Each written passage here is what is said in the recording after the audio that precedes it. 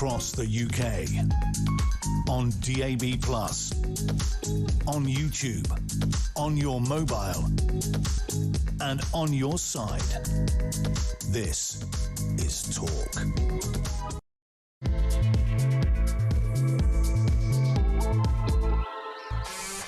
Well, as I almost told Mark Dolan just now, this is what's coming up. Good afternoon and welcome to Drive Time right here on Talk. Stand by for 3 fast-paced hours of news, views and topical debate.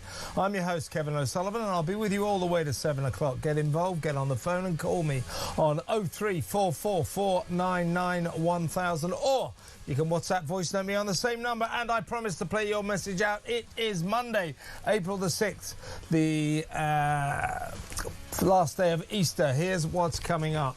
All around us, madness. Ever get the feeling we're drowning in a sea of insanity? Britain, once a country renowned for its common sense, is fast turning into a woke lunatic asylum. Here's one example of the craziness that seems to pervade us in these thoroughly modern, deranged times. A courageous shop assistant who worked for Waitrose for 17 years tries to stop a scumbag running off with a bag full of stolen Easter eggs. When the thief gets away, he chucks one of the chocolate eggs at a shopping trolley in frustration. And for this display of staff loyalty, does our hero get a pat on the back? Does Waitrose thank him? Does he get a bonus for his bravery? No, he gets fired. Are we supposed to care if this supermarket chain suffers badly due to the shoplifting epidemic it orders its workers to do nothing about? Because after the shocking way this company treated a decent worker who did the right thing, I can't say that I give much of a damn. Waitrose making the right noises about caring about its staff safety. But what is the point? All these shops, many of them hire security guards who they subsequently tell, don't, whatever you do, tackle the shoplifters. What is the damn point? Either we try to stop this or we don't. Does, under the circumstances, Waitrose deserve our sympathy? 0344 499 1000. In other news, why was the Home Office forced to waste a substantial sum of taxpayers' money proving that an Ethiopian migrant with a moustache, prominent Adam's apple and thinning dyed hair was not a child? Why do we put up with this nonsense from people who broke into Britain illegally? Why can't we just kick them out? 0344 499 1000. Also, on today's action-packed Easter special, Labour's grotesque £330 billion annual welfare bill is now larger than the income tax we receive, a self-evidently unsustainable system. Today, all our taxes go up to fund a 6% pay rise to benefit claimers. 0344 499 1000. Or plus, calls grow for the organisers of the Wireless Rock Festival to explain why they think it's fine to invite a raving anti-Semite to top the bill after Kanye West's crazed Nazi ravings and his 6th single, Heil Hitler. What's he doing as the main attraction at London's Finsbury Park in July? Would Kanye be the star of the show if, for example, he'd called people of colour the N-word? Why is racism against Jews apparently okay? 0344 499 1000. And another question. Why is Saint Sebastian, a Roman soldier from Gaul, being depicted at the taxpayer-funded National Gallery as an Asian trans man, a biological woman? Why? Is distorting history a legitimate artistic endeavour? Or is it just stupid and juvenile? 0344 499 1000. Does it insult Christians? So the Sebastian story is a very important Christian story. Why defile it like this? Oh, it wasn't a Roman soldier from Gaul, from France. It was an Asian trans man, a biological woman. Doesn't that insult Christians? Why?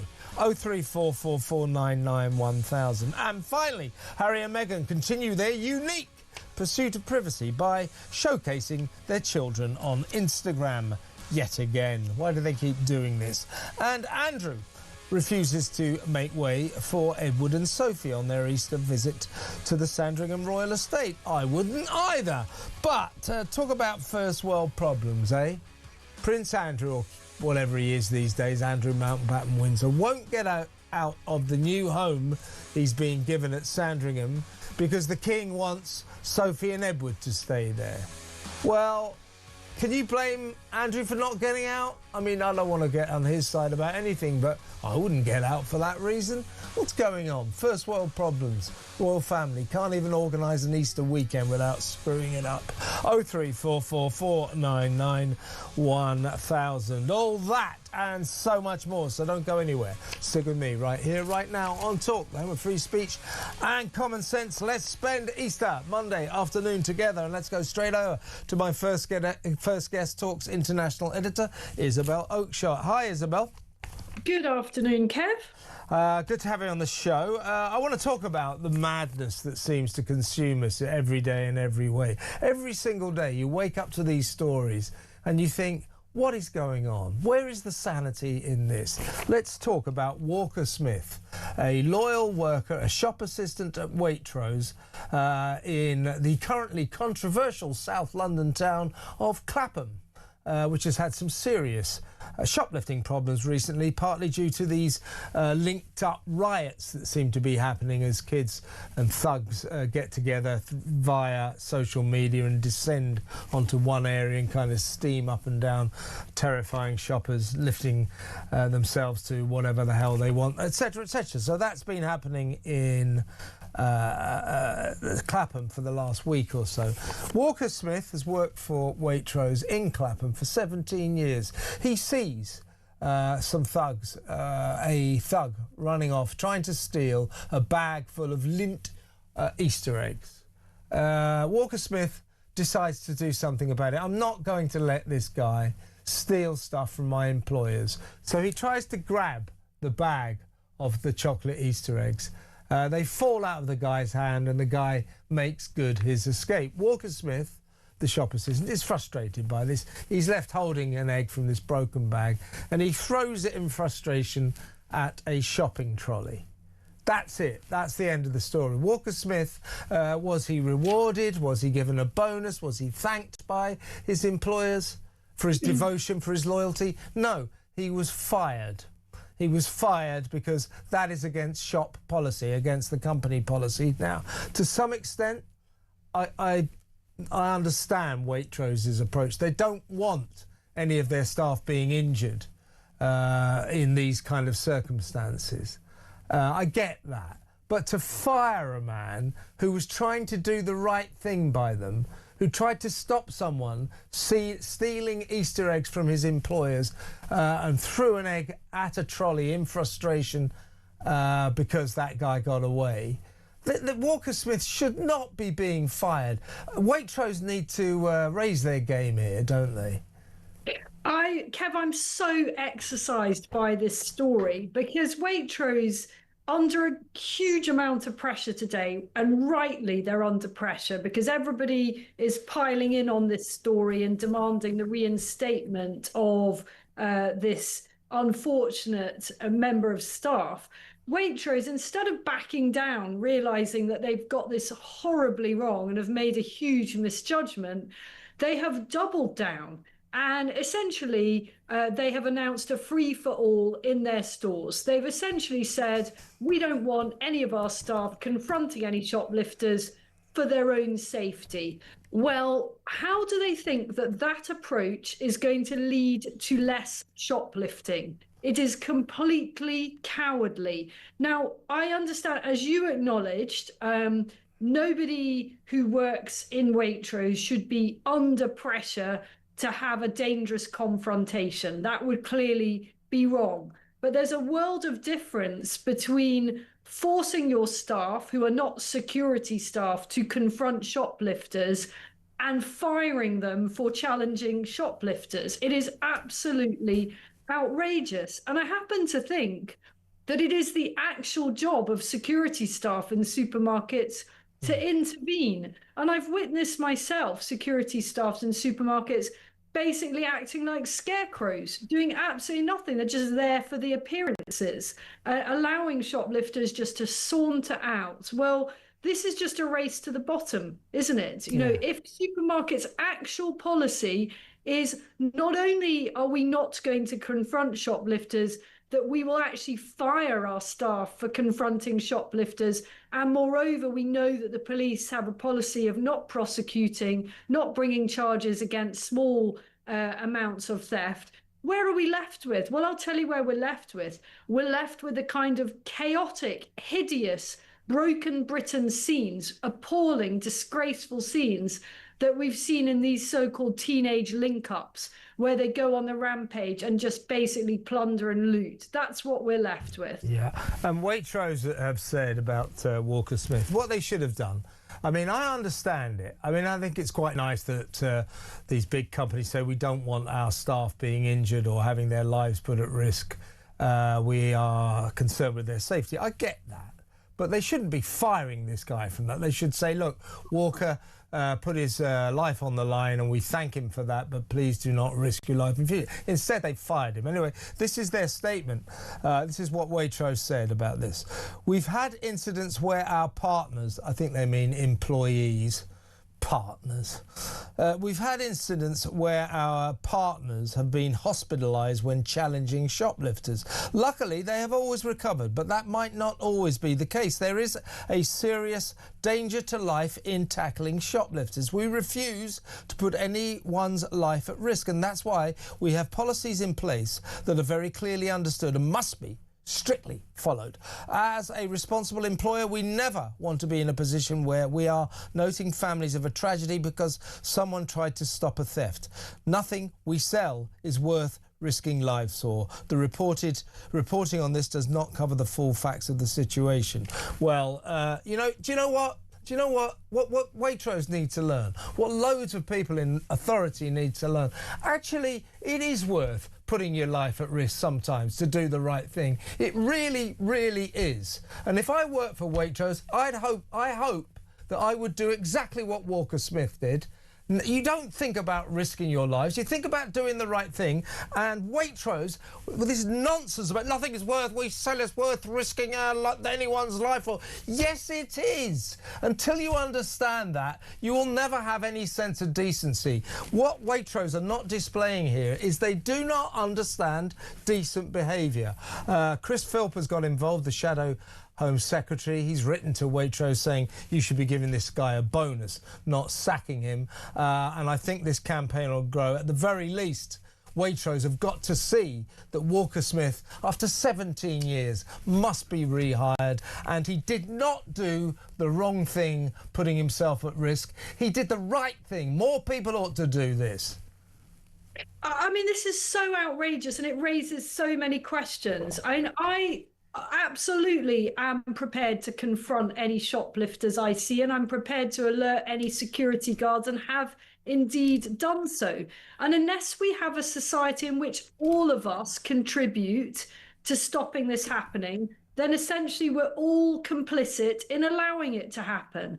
You know, members of the public, where unless they feel that they're really in danger, ought to confront shoplifters as they see them.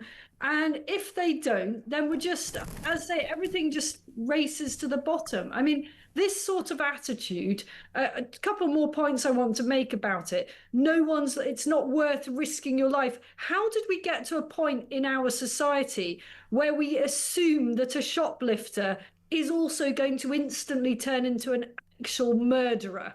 I mean, there is a huge leap there, isn't there? Yeah. From being a petty thief to someone who's going to automatically stab anyone who confronts them. And it is a terrible indictment on our society if that is a realistic prospect statistically, which I don't believe it is, although in some parts of dangerous London it might be. And secondly, this attitude of, well, we don't want to risk any of our staff's health and safety. This is utterly insidious, and it goes through the whole of the public sector as well. It is that kind of attitude that would see, for example, police or fire personnel or whatever saying, well, I'm not going to wade into that lake to rescue that person who's in difficulty because of my own health and safety. Exactly. What point do we put the good of society against a calculated risk that we ourselves may get into a little bit of difficulty, but it's worth the cause? And this is a cultural thing,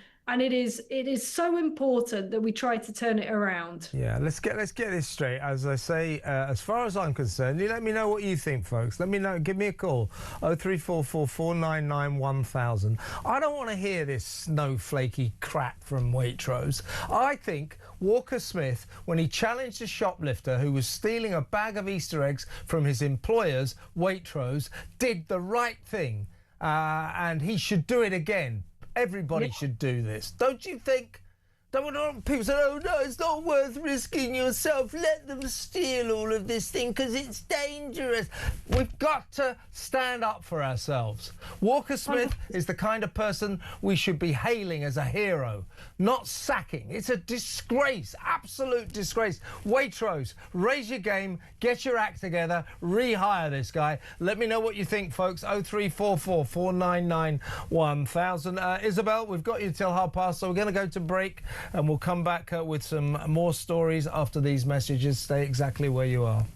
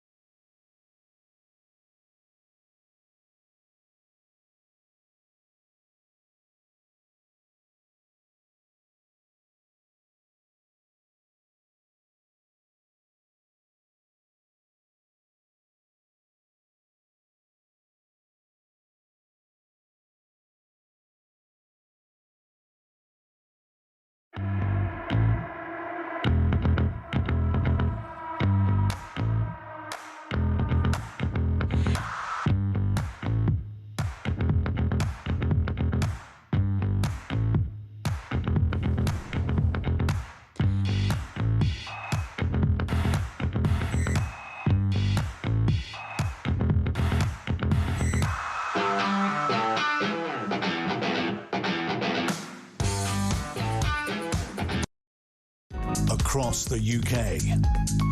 On DAB+, on YouTube, on your mobile, and on your side. This is Talk. Stories I decided to cover today and stories I decided to not bother with. So, Isabel, what we're going to do is, what's happened is that Donald Trump has threatened to rain all hellfire down on Iran unless they compromise and open the Strait of Hormuz and do a peace deal.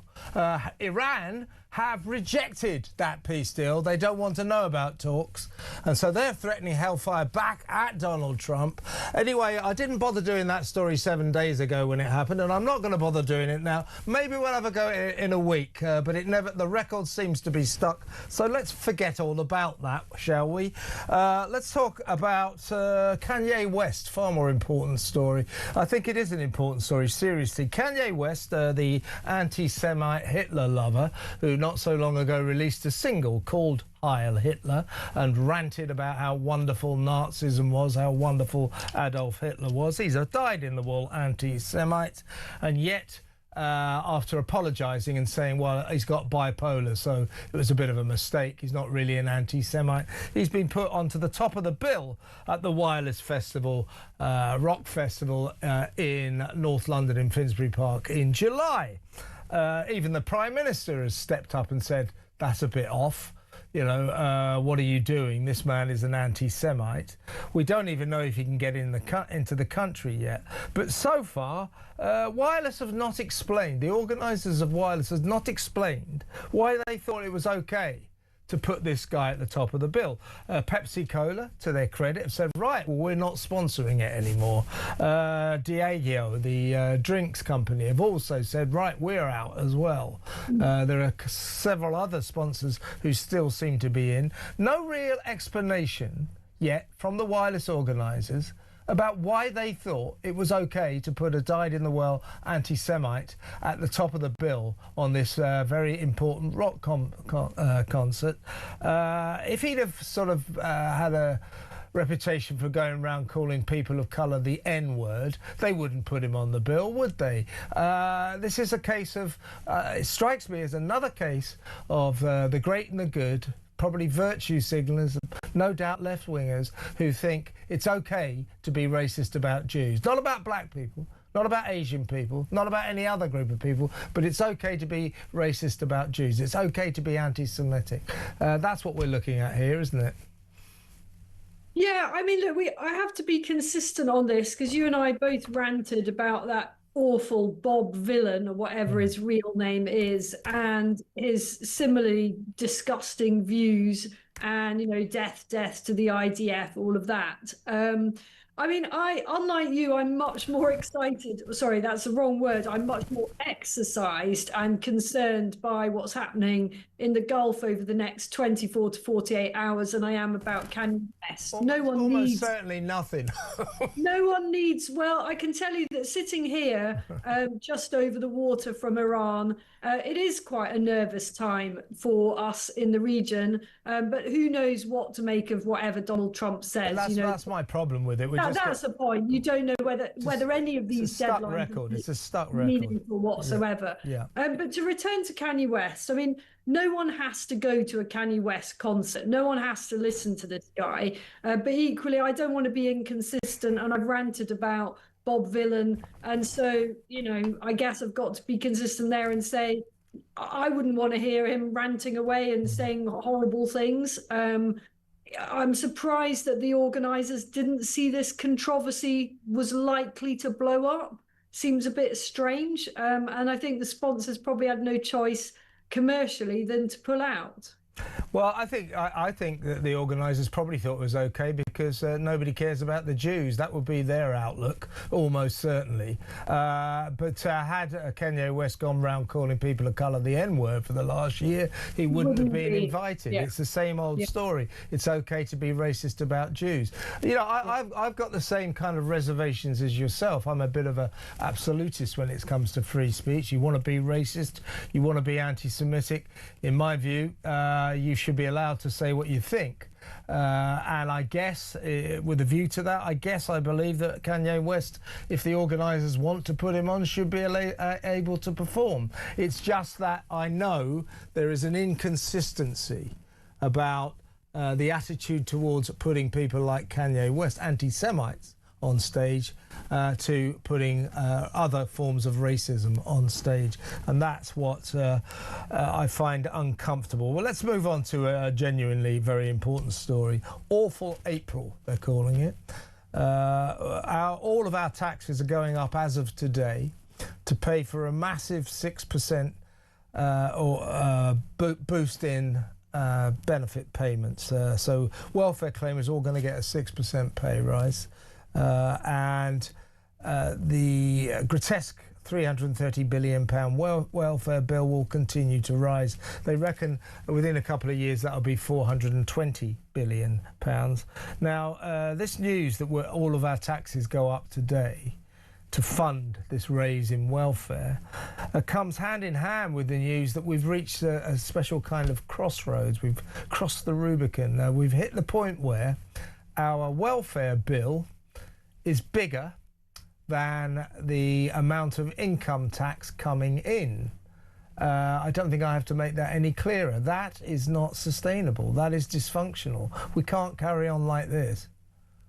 I mean, what you've got is a shrinking number of exceptionally hard-working people who are supporting a growing number of people who are not only are they not working exceptionally hard, in many cases, despite being perfectly capable of working, they're not working at all. And it's such a spectrum of scroungers whose unethical behaviour is taking away money from those who really need it. You know, there are awful stories of people with terminal illnesses and profound disabilities who can't get the help they need because so much of the welfare budget is being diverted to people who have no business taking it. And, you know, this is at every level, isn't it? It's the people who are claiming that their children have ADHD and a number of other fictitious, in some cases, ailments, because that qualifies them for special benefits. And there are, of course, some children who genuinely do have those conditions.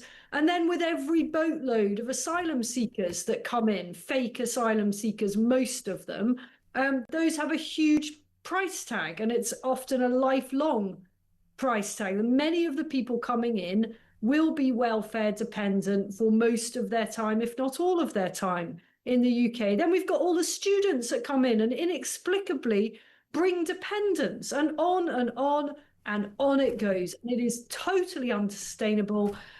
And we've got to a point where, you know, tinkering around the edges, as this Labour government can't even do that, isn't ever going to get anywhere near resolving the problem. This has got to be a root and branch overhaul of the type, actually, that in the early days of David Cameron's premiership, Ian Duncan Smith tried to do with the introduction of universal credit. It just hasn't worked. And why do we have to put up with a Prime Minister who's frankly a liar, who not so long ago was echoing what the Chancellor of the Exchequer, Rachel Reeves, was saying, which was, sorry folks, best will in the world, we have to keep the two-child benefit cap, because if we scrap it, we literally can't afford it. Literally, our welfare bill will get too high. That's what the Prime Minister was saying. Then when his backbenchers, his left-wing backbenchers said, no, you're scrapping the two-child cap benefit. We are telling you you're doing that, otherwise we'll vote you down. He, of course, buckles and agrees to do that. Therefore, our welfare bill spirals out of control, and he suddenly shapeshifts and restyles himself, saying, I've always stood for poverty and getting children out of poverty. This is very important. So, you know, he's just a liar. He just adapts what he thinks according to what his left-wing backbenchers are telling him. It's not acceptable. And all these extra benefits, you know, the lifting of the two-child cap, how do we know that that money is actually going to be spent directly on making those children's lives better? I'm not at all convinced that it will always be spent in that manner. It's the easiest thing in the world to say, oh, how cruel it is to promote child poverty.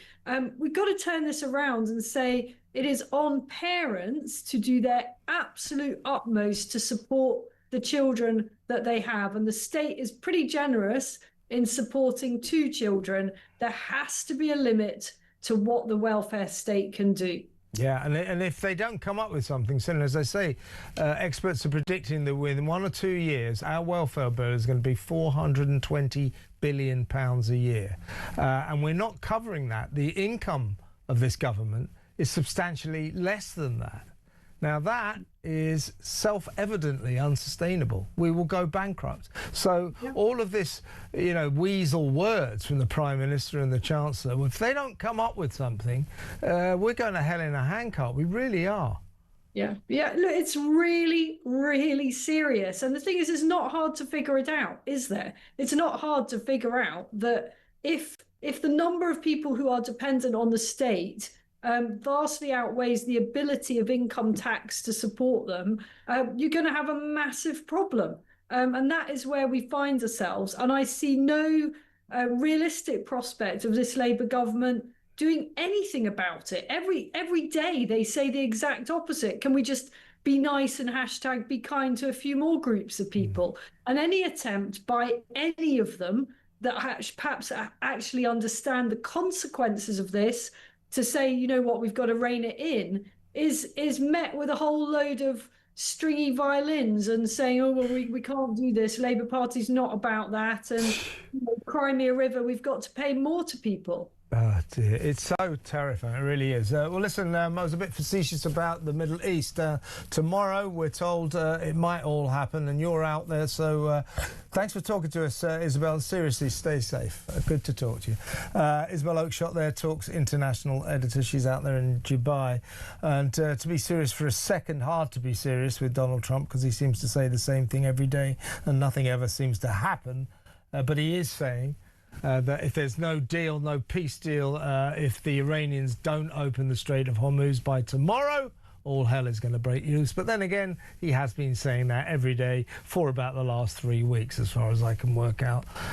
He's now saying, oh, well, it looks like they do want a peace deal. They don't actually, Donald. We can see that.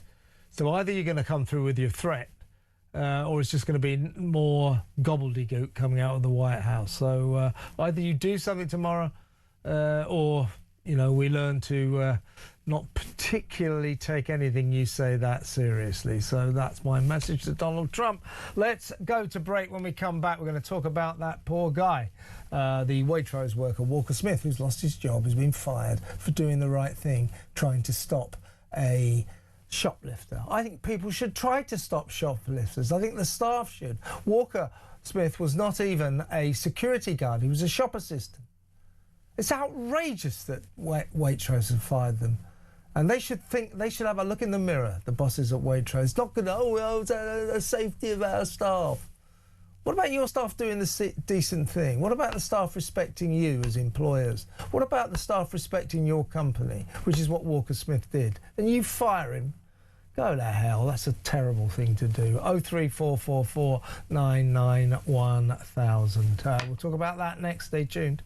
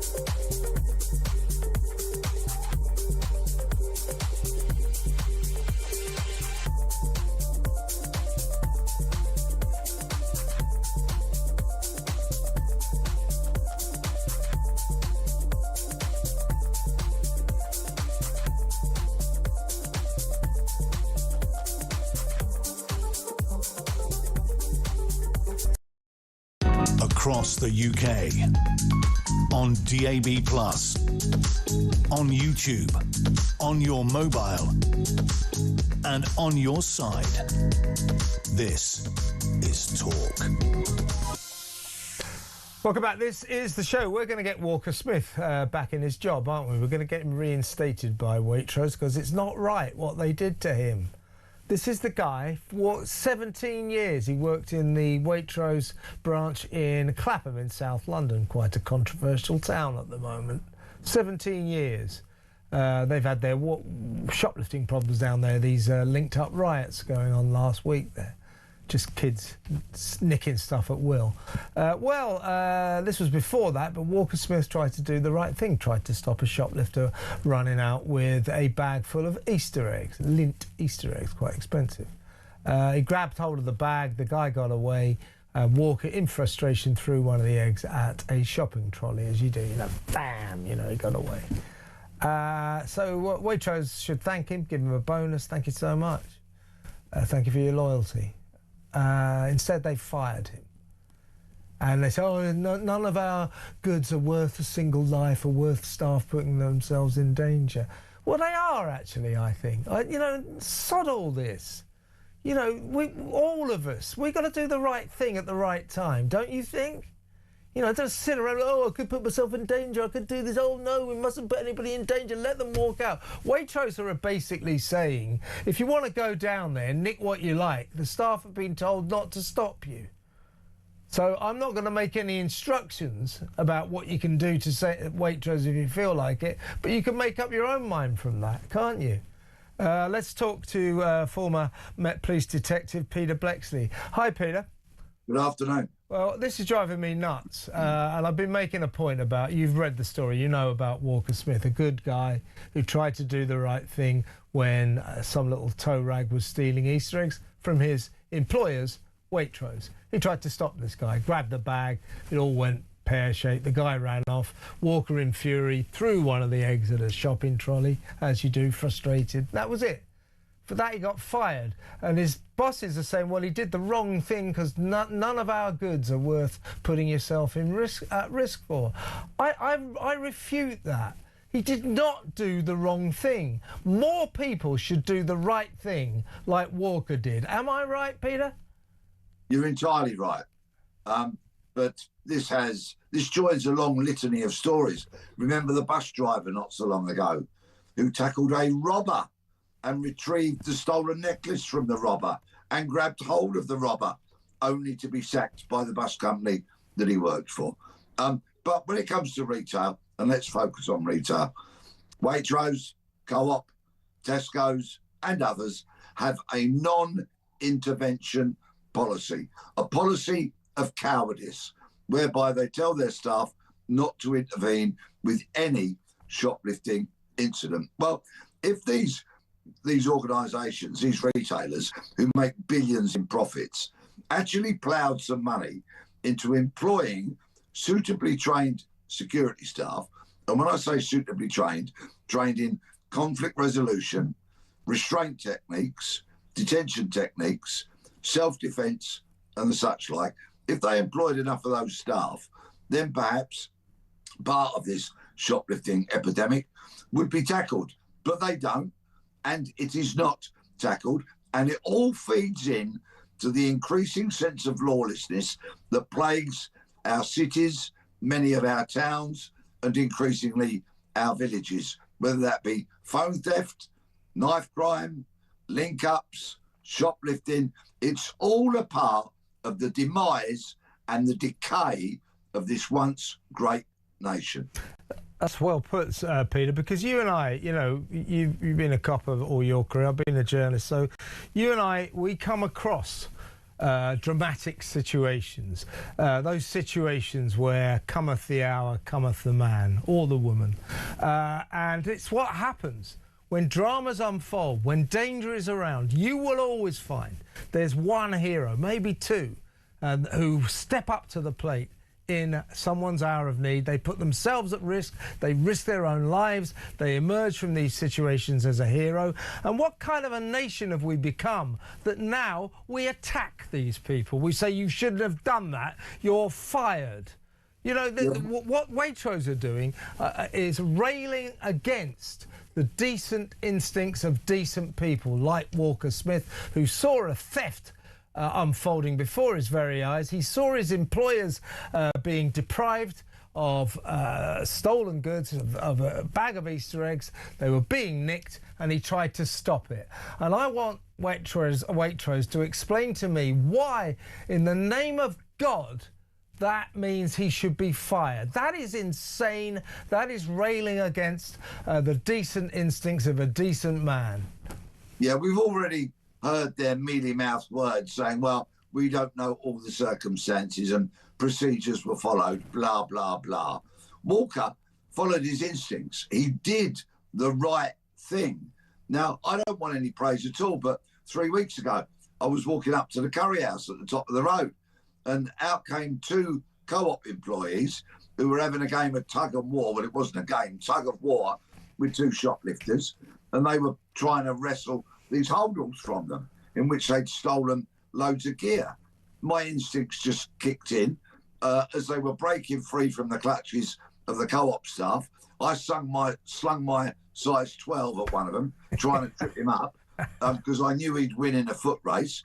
And unfortunately, he stumbled, dropped some of the stuff, but carried on running, and I couldn't catch him. Lucky for him.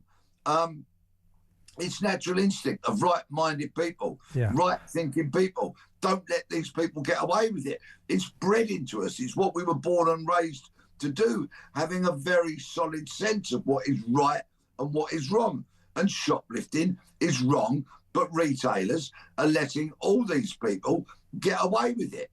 Hire the right staff, train them properly, do your bit. They have a moral responsibility. If they want to take billions, then they can create some kind of environment where theft is very, very difficult, or to the point of being impossible.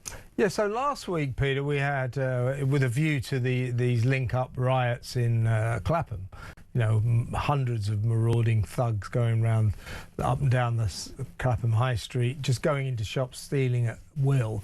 You have Marks and Spencer's issuing a statement saying, come on, police, we need some help here. You know, you can't just let these kids do this. So you've got that from Marks and Spencer's. I've got a lot of sympathy from them. And then you have Waitrose with a policy which basically states, if anyone wants to come into our shop and steal anything, we at Waitrose will do nothing about it. Our staff have been told not to stop you in any way.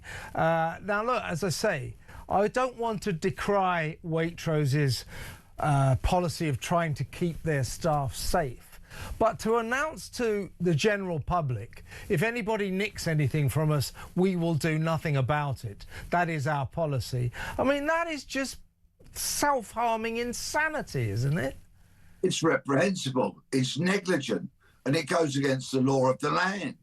But other retailers have got this non-intervention policy. Most of them have got non-intervention policies, including Marks and Spencer's. And then they want to cry foul and blame it all on the police when they won't put in place sufficient safeguards to stop the shoplifting. There has to be a responsibility on the retailers. Of course, the police have to shoulder a lot of the blame because they've surrendered the streets by not patrolling them. It's all part of this greater lawlessness in this country, which is quite frankly sending us down the drain. We're already in the gutter. We'll be down the drain if we're not very careful. But idiotic politicians, idiotic senior police officers don't see it in a joined up way. They say, right, we'll have a knife crime initiative. Right, we'll have a shoplifting initiative. Don't they realise that it's all joined up? It's all part of the greater issue of having surrendered the streets, and they need to be taken back.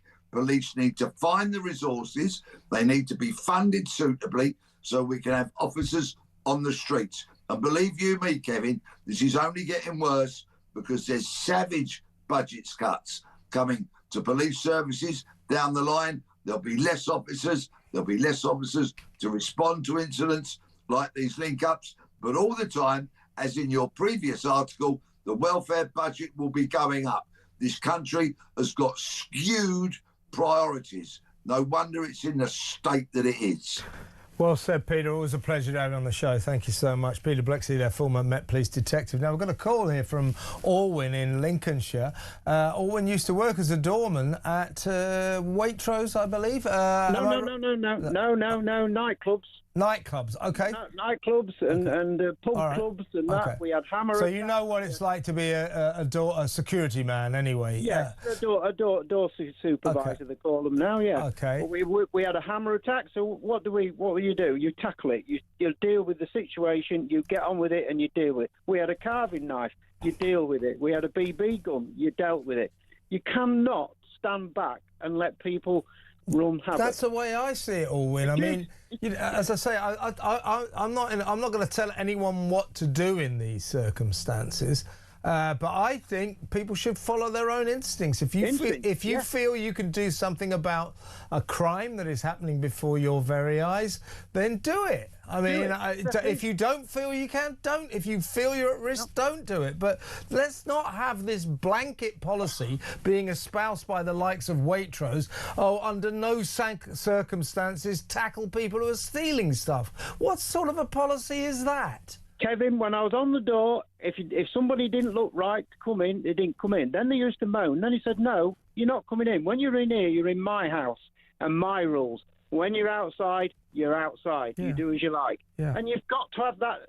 They've got to know who's in charge. Yeah. And well, yeah, but it's the equivalent. Owen, what we're talking about with this poor guy Walker Smith, it's the equivalent of you when you were working the nightclubs. Some guy turns up with a zombie knife or something, and you say you can't come in the club with that. He kicks up a scene, you have a punch up, or you shove him away, and you get sacked for being violent towards a man with a zombie knife. That's what we're talking about. I know. I heard it all. Which is mad, isn't it? But when you need, like that policeman saying, you need proper security people, what people have got respect for. If you haven't got a presence, you might as well not do the job. There's people coming off the boats, getting IC, SAI badges. They're just not fit for purpose. Yeah. And you need people that can handle themselves. Yeah, you're right about that. But also we need companies that don't have policies, blanket policies, let shoplifters walk out. What's that all about? It's madness. Alwyn, really good call. Thanks for ringing. Lincolnshire, Alwyn in Lincolnshire there. Let me know what you think. Walker Smith, he's got to get his job back, right? 0344 499 1000. What would you do? If you saw a shoplifter like that running out, just nick something, running out, what would you do? I mean, as I say, I'm not here to tell you what to do, but I don't think people should be told blanket, absolutely 100%, don't whatever you do, ever do anything about it. What kind of a society are we going to become if we are just to become a society of people who watch on while others break the law, while others commit heinous crimes? What kind of a place are we going to be? What kind of a country are we going to become? Let me know. 03444 99 1000. When we come back, we'll talk about a little more madness. This in terms of the migrant crisis, a particularly ridiculous case where the Home Office wasted a lot, and they were forced to waste a lot of taxpayers' money fighting the case, trying to prove that a guy was not a child. Their case was that he had a thick beard, a moustache, a prominent Adam's apple and a receding dyed hairline. They said that means he's not really a child, but that cost a lot of money through the courts to prove that, and even now the guy who's not a child, may well appeal. It's crazy, folks. We'll talk about that next.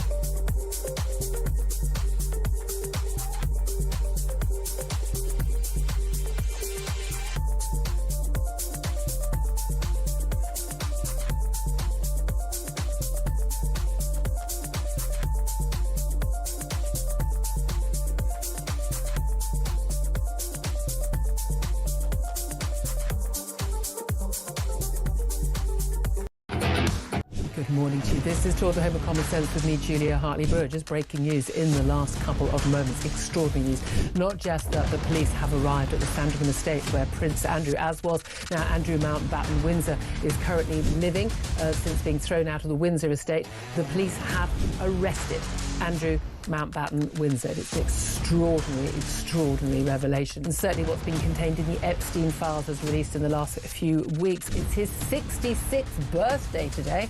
What a birthday present that is.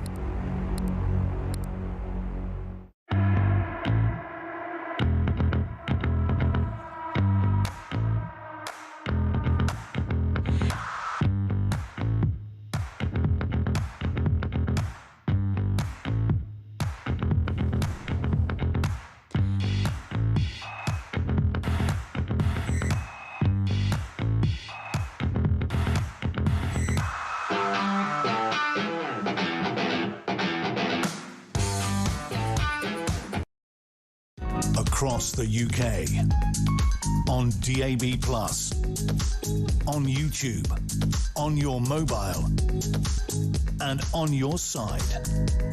This is Talk. Welcome back. Let's talk about the lunacy of the migrant crisis, shall we? The Home Office has just spent a substantial amount of taxpayers' money fighting this case. There's a 23-year-old guy crossed the channel last March. He's from Ethiopia. He said he was a child and therefore needed to be able to stay because he's underage, The Home Office said, well, we don't think he is a child because he's got a deep voice, very deep voice, Adam's apple. He's got a moustache, a heavy beard and receding dyed hair. Nevertheless, that had to go through courts, and this guy, who cannot be named for some reason, may still appeal. This is insane. Let's talk to Robert Taylor, journalist and broadcaster. Yeah, Robert, this is what I think we have to put an end to. This guy came over last March. Since then, loads of taxpayers' money has been spent fighting this case in the Upper Immigration Tribunal. A judge called Sarah Gray found that this guy with receding dyed hair, a prominent Adam's apple, a moustache and a heavy beard was unlikely to be a child. But no, that got challenged. So for months, this has been thrashed out in the court.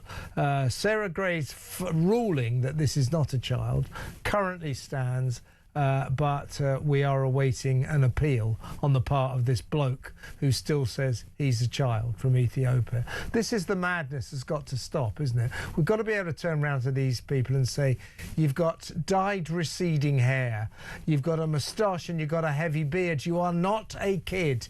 Now shut up and go back to Ethiopia, don't you think? It is totally barking, isn't it? It really is. And what a soft touch we have become.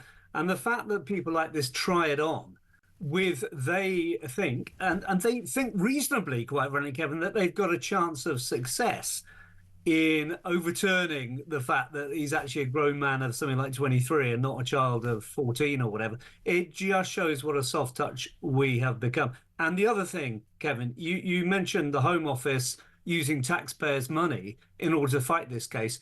But this guy himself, this supposed asylum seeker, will be using our money, taxpayers' money himself. Yeah. So the tax, in order to pay for a human rights lawyer, because it'll be legal aid. So the taxpayer is funding both sides, as far as I can see, to fight out this completely meaningless case. Barking, crazy, mad. Yeah, I think we've got to do something in particular about this child issue. So many of them turn up and say, because they throw their documents in the English Channel, they've got no documents. They say, I'm a child. And if you're under 16, you've got a far better chance of having your asylum approved. So they say, I'm a child. And we're looking at people, as I say, they're bald. They've got beards. Yeah, and as for the men, I'm here all week, but seriously, we ought to have a system whereby we say, no, you're not going to waste our time and taxpayers' money on this nonsense. And this is where I think human rights law just A, it gets in the way of common sense. B, encourages these people to come across the channel and risk their lives, and we're going to talk about that in a minute, I understand. It is ludicrous, and the consequences for society, for the people who are trying to come across the channel, it's all bad. So it doesn't make any sense on any level at all for people like this to fight a case in court. It's crazy. Yeah, well, that's welcome to modern Britain, Robert. It gets crazier and crazier.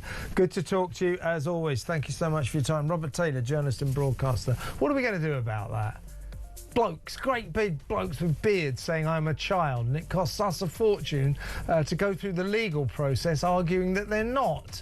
It's ridiculous. It's got to stop. 03444 991,000. We're going to go through some of the big stories of the day after the 5 o'clock news with Samara Gill, Talk's Ace reporter. That next, stay tuned.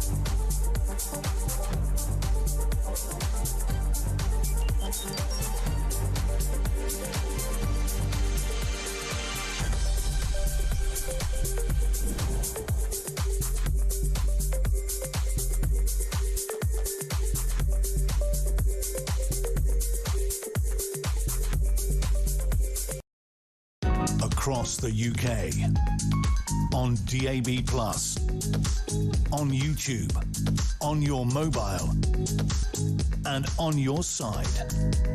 This is Talk.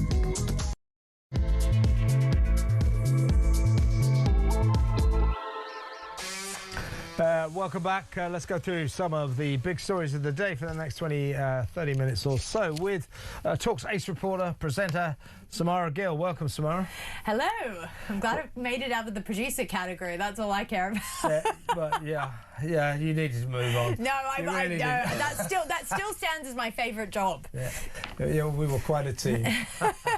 Right, let's reunite, shall we, and deliver some ace broadcasting for the next few minutes or so. First of all, I want to talk about what I think is the story of the day emerged over the weekend. Walker Smith, clearly a loyal and dedicated staff member for Waitrose for 17 years. Yeah. 17 years he's worked at the Clapham branch, Clapham, South London, very much in the news at the moment because of those two link-up riots that happened last week in that South London town.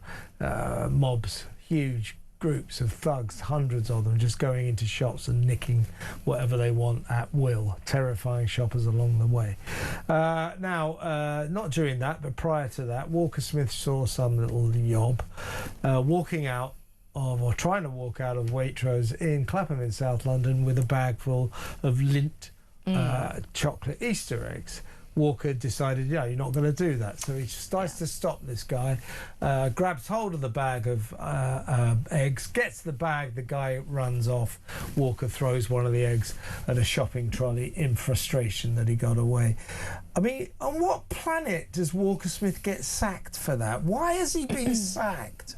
It's horrendous, and I think the reason that this story has gone viral online, it's reached millions and they're all perplexed and upset about this, is because it does really pinpoint the societal breakdown that's happening, that all these politicians talk about, that all these pundits and commentators want to shine light on. He shouldn't have lost his job at all. When I read the headline, I thought, oh, what's happened here? Has he actually done something worse than this? Is that why he was really dismissed? No, when you read the story, all he did was literally got dismissed for the act of chucking the packet, I believe, at what the management claims he chucked the packet at the shoplifter. Yeah, well, I hope he hit him. Yeah, exactly. And so, this person was stealing some of the most pricey Easter eggs, the ones that are £13 each. That's probably what this poor guy was on per hour. That's the minimum wage. That's probably what he's been slaving away, working at Waitrose for. And he sees someone grab as much as they can, fill their pockets with them or fill a bag with them and walk out.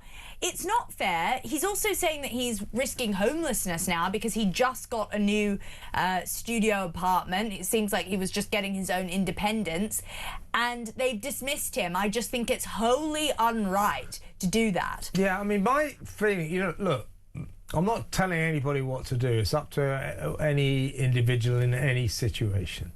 But to have a blanket rule and instruction that no one is to tackle anyone they see breaking the law, I just think it's sort of snowflakey in the extreme. It is ridiculous, and it goes against people's basic decent instincts. Now, Walker Smith did what I think a lot of decent people would do. He saw a crime being committed and thought, I'm going to stop this. Now, others might decide I'm not going to risk myself. Walker's one of the guys who said, I'm going to do something about this. We cannot have a society where we're telling people whatever you see, whatever crime you see, whatever wrongness you see, you stand by and do nothing about because you will put yourself at risk. Now, I'm not telling anyone to put themselves at risk. If you feel at danger, don't for God's sake put yourself in danger. But I know me, for example, I know what I do and I probably get myself in trouble. But I don't say that I am wrong for doing something about it. Let's not be a society that tells us ourselves, don't, whatever you do, ever tackle anybody that you see who is doing something palpably wrong. If they're doing something wrong, stand by and watch. Don't do anything about it. Let's not be that society, eh?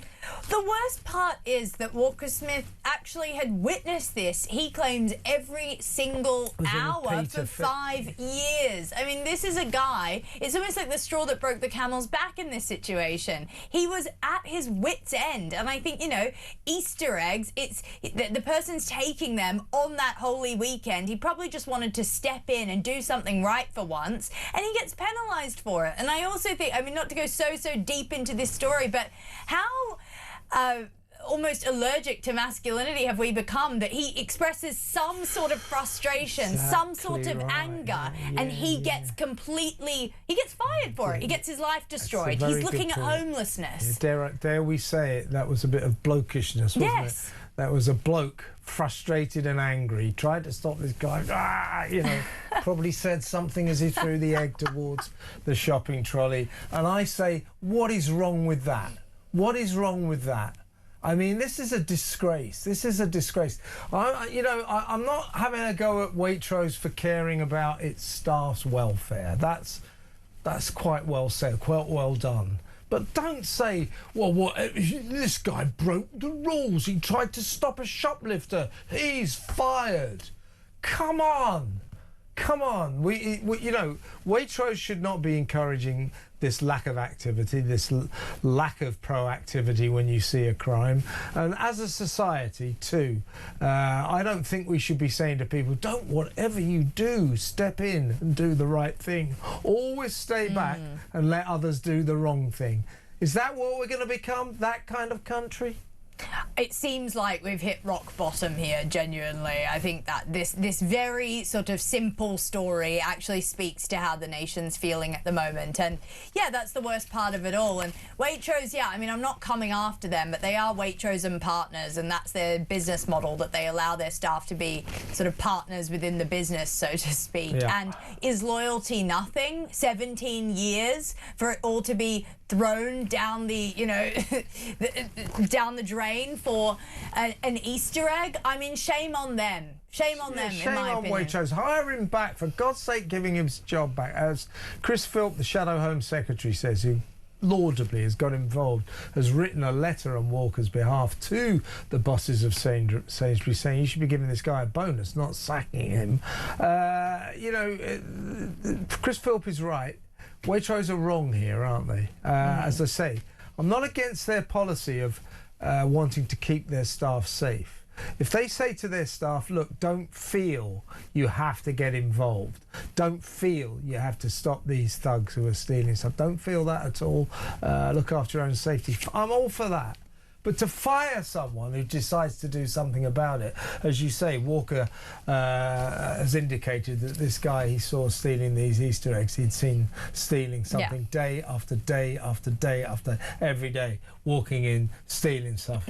Walker decides, I've had enough of this, I'm going to stop this guy, and look what's happened. Also because they don't have security on Mondays and Tuesdays at that store for cost-cutting reasons. So, I mean, even if you wanted to say, oh, you know, Walker, you should have... That's ridiculous. Yeah. Is that right? Yes, they don't have them. They scaled it back. And apparently in the past couple of years, that's when they've experienced such a sort of surge in these horrible, horrible crimes. And also, thank you, Sadiq Khan, for making it legal to shoplift. Thanks so much.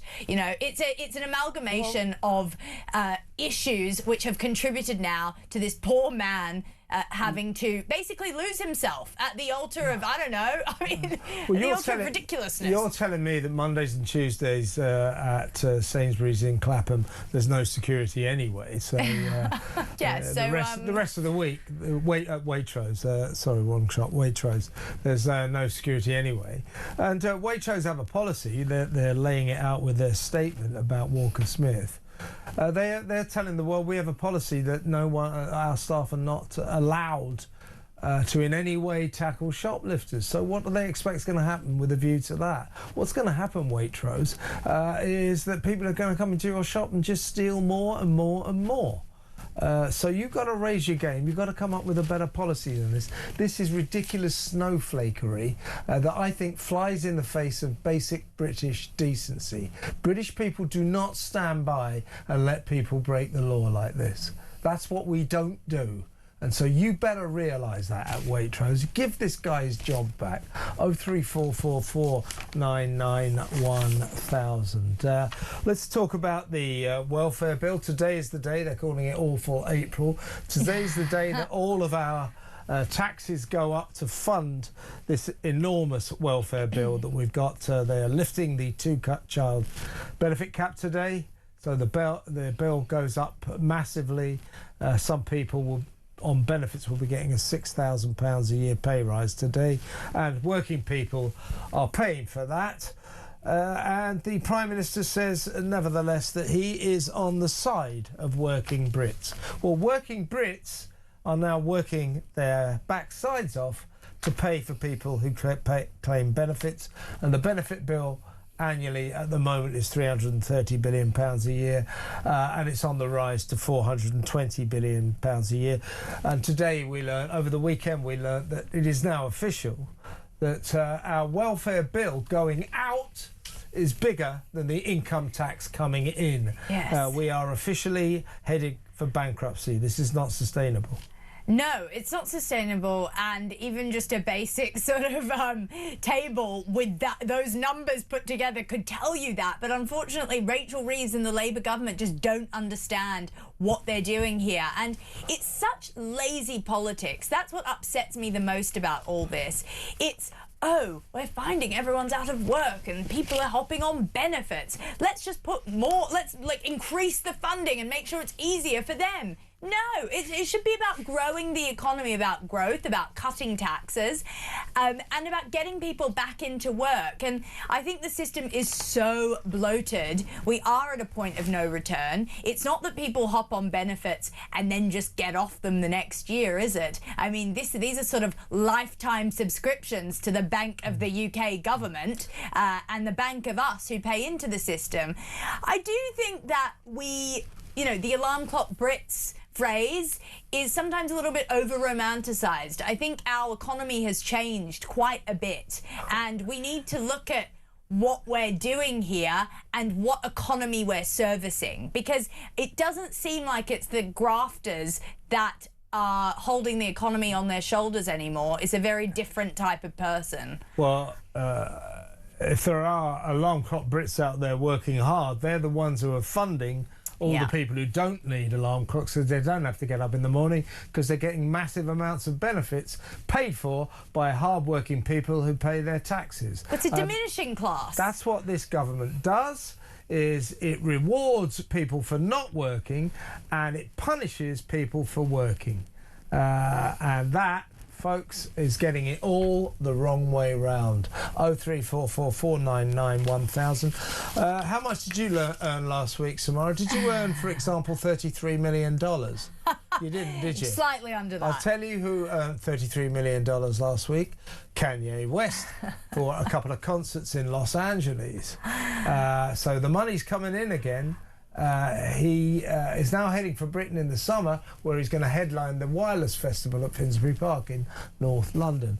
Turns out now, breaking news, folks, permission for Kanye West to enter the UK is currently being reviewed by ministers. He may not get his visa to come and perform at that pop concert, but the question is why is he headlining that? Why have the organisers asked him to headline that concert when he is a blatant, shameless anti-Semite who brought out a single recently called Heil Hitler, who actively has praised Adolf Hitler and the Nazis for everything they did?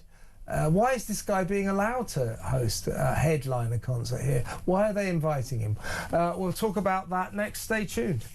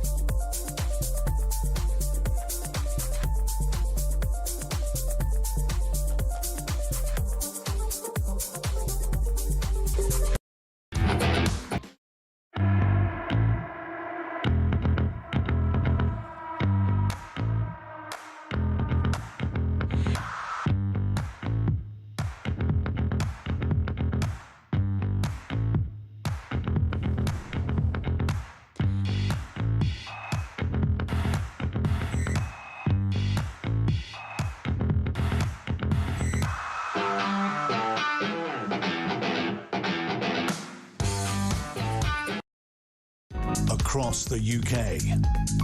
On DAB+, on YouTube, on your mobile, and on your side. This is Talk.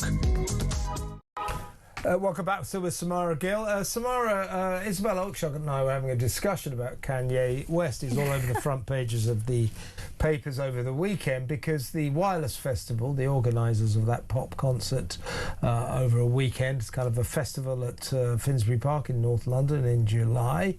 It's a big annual pop concert staple. They've seen fit to invite him to head the bill. Now, he's a shameless, dyed-in-the-wool, on-the-records anti-Semite who spent a lot of time praising Adolf Hitler for the great work him and the Nazis did against the Jews and brought out a single called Heil Hitler. Now, I may have views about freedom of speech. I might personally think, well, if you want to put an anti-Semite on the top of your bill, then, you know, do so and let's see who turns up for the concert. So I suppose they can do this if they like. But they're beginning to reap the rewards of this because Pepsi, Diageo, the two massive drink companies who were sponsoring the event, have pulled out. They're no longer sponsoring it. And still no word from the Wireless organisers why Kanye West was their man to top the bill. Shouldn't they have taken a stand? And would they have put him on the top of the bill if he'd gone round saying that people of colour are the N-word or something like that? It's a great question, and it's so true. He would have never been allowed to really even set foot in the United Kingdom if he'd had said something like that. I mean, Kanye West, look, this is the comeback no one asked for. No one wanted it. He has actually been touring the past couple of years pretty much under the radar. He's been selling out shows in South Korea, places in Asia, Brazil, different other countries where maybe it's sort of less known what he's been saying, or it's almost less political. He did a sold-out tour in the United States just over the weekend. What's really scary is actually the amount of people paying up and buying tickets to Kanye's concerts, considering his track record. And look, I agree with you. I had to think about this because, like you, I'm a big proponent of free speech, but it just doesn't seem to be the same standard when it's anti-Semitism. You know, you've got people like Bob Vylan who haven't actually faced many consequences for their actions and for what they've been saying. I mean, yes, he's being investigated and all that, but he hasn't. He'll probably headline a concert during the summer, the way that everything's going. The problem is most of the anti-Semitism is perpetrated by 20-somethings who have spent way too much time on social media, been indoctrinated by the Gaza PR war, and do believe that Jews are the problem. And that's half the issue there. Yeah, as I say, I'm against outright bans of performers. You know, I don't like banning things. It goes against my principles. But I do think that the Wireless organisers owe us an explanation. Why do you think that this anti-Semite deserves to be top of your bill? Why have you decided that? Would you have given that gig, that important gig, to a racist who had defamed black people or Asians, or, you know, would you have done that? I doubt it somehow. It's another case of anti-Semitism being seen as a lesser form of racism than other forms of racism. You know, because Jewish people have a white face, therefore racism against them can't be as bad.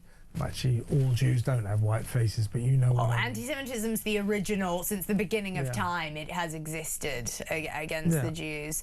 But my stress is, though, that if he does get on that stage, his calls for violence against the Jewish people and what that will do. And incitement to violence can also be a very real thing that Ye could be culpable of doing. And that's also the scary bit, because yes, he is very mentally ill. He's severely mentally ill, and there's no issue with mentally ill people. There are a lot of mentally ill people who don't call for the destruction of Jews and death to all of them. So he's kind of... That's the good thing. Yeah, he's hiding, you know, he's hiding behind it in some sort of way. A lot of it, he's saying, I'm bipolar, it's my bipolar disorder that's making me do this. I don't buy that. Yeah, well, here's what I think. Kanye West ran out of money and he needed to put on a few concerts to make some money, and he can make enormous amounts of money. He made $33 million from 2 concerts in Los Angeles last week, so he can bring the cash in. So in order to get back on stage, he had to say, I got bipolar. So when I said all that about the Jews and Adolf Hitler and my single Heil Hitler and the Nazis, it's because I got bipolar. So all the idiots at Waitrose, at Wireless, they go, oh, yeah, it's all right then. It's not all right. It's not all right. You can't say all of that stuff and say, oh, well, you see, the thing is, I've got bipolar. No, you don't get away with that. As I say, personally, I would not ban him. I would not have him legally banned, because that would be an affront to free speech. I think these kind of things have to be policed by the decent sensibilities of people who organise these kind of events, who should be saying we don't have anti-Semites on our bill. Wow. They would say 100% we don't have racists, but they do seem to be saying it's okay to have anti-Semites. There's the problem. I can't tell you the amount of young people that I've spoken to that go, oh, but Kanye was right, though, wasn't he? Kanye's right. See. It's like, no, he's like that sort of edgy teenager in school that thinks it's really fun and games to like Hitler and to use Nazi propaganda and Nazi symbols on his album covers. Well, no, it's not, actually. And he should read one history book to find that out. It's just like witnessing a mental breakdown in real time with Ye, and I don't think we should be publicising that or giving it any oxygen.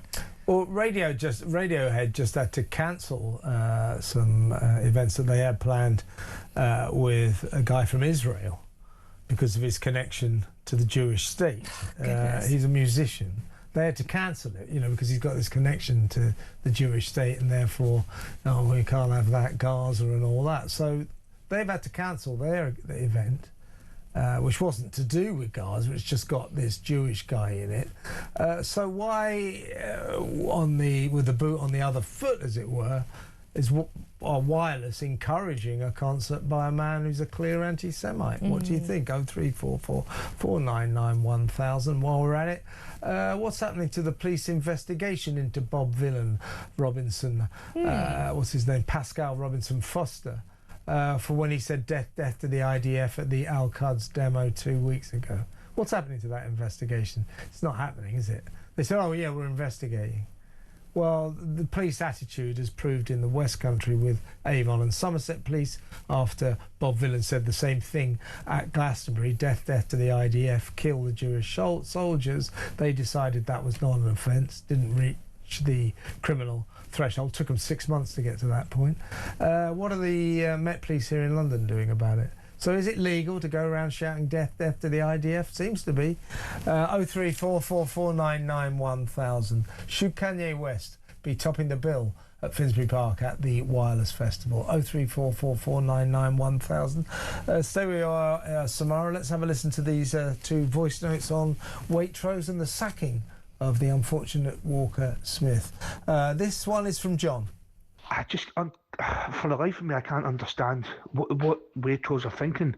In the very same week that Marks and Spencer have come out and said we need help in the retail industry, and they're basically doing stuff like that. It's incredible, absolutely incredible. Waitrose have just opened themselves up to shoplifters going in there, filling bags, quite the thing, and just walking back out the door. Yet it's us decent mugs that still go in and have to buy their shopping. Absolutely ridiculous, Kev. I totally agree with John. Here's another one. This is same issue.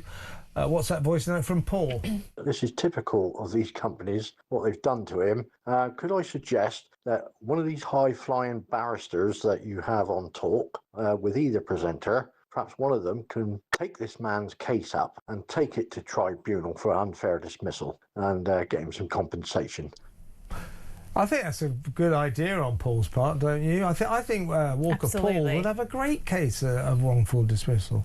Yeah, I mean, we're trying to get onto him over at Talk, so if we do get onto him, I'm sure we can connect him up with the right people and get him some justice, because it's just unfair, and that's what Brits hate the most, unfairness, in my opinion. So it is. That's really absolutely right. There's something profoundly not fair about this, and Brits don't like unfairness. Samara's right. Please let me know what you think. Walker Smith, how unfair do you think it is that he got sacked for trying to stop a shoplifter stealing Easter eggs from his employer's Waitrose?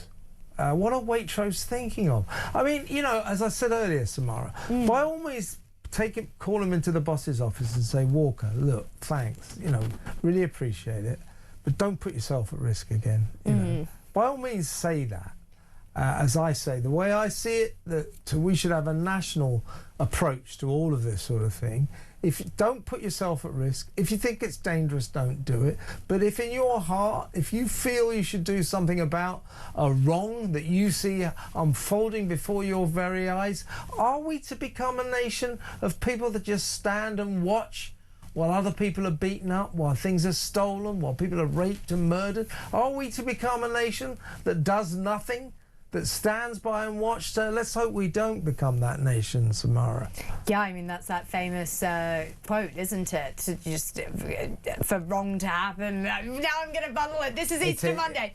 But, you know, it's something about to stand by and watch is almost as bad. Yeah, yeah, exactly. It's for good people to stand by and do nothing. And that's right. Evil happens when good people stand by and do nothing. Yeah. Yes, and yes, and I know that you know, well, no, exactly. You're right. It might seem trivial for a Waitrose Easter egg story, but this man signifies so much of what is going wrong right now around him and the country, and it's just crazy. And it also speaks to the corporatization of everything, all the red tape, all the bureaucracy, because I feel like you could throw an Easter egg in this building and you'd be fine. The boss might bring you in, might say, hey, chill out, Samara, chill out, Kev.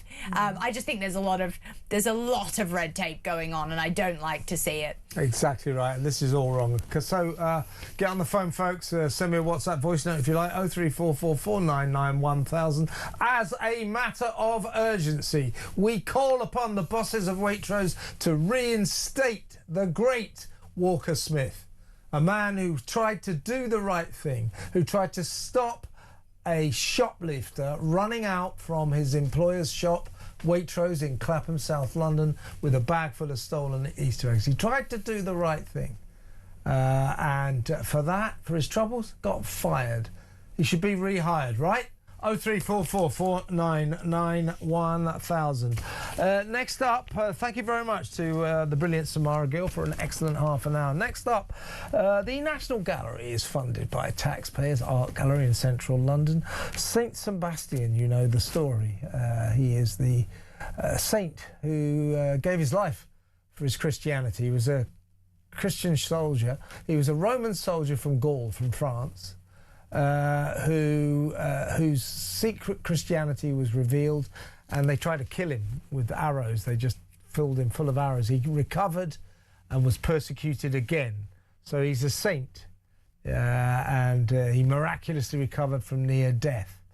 Anyway, if you go to the National Gallery now, Saint Sebastian, a French Roman soldier who stood by Jesus Christ, is depicted as an Asian trans man. In other words, an Asian biological woman. Why? Why? 03444991000. Is that artistic or is that insulting to Christians? Why distort history like that? What is that all about? I don't really get it. Let me know what you think. We'll talk about that next, but give me a call. 03444991000. That next. Stick around.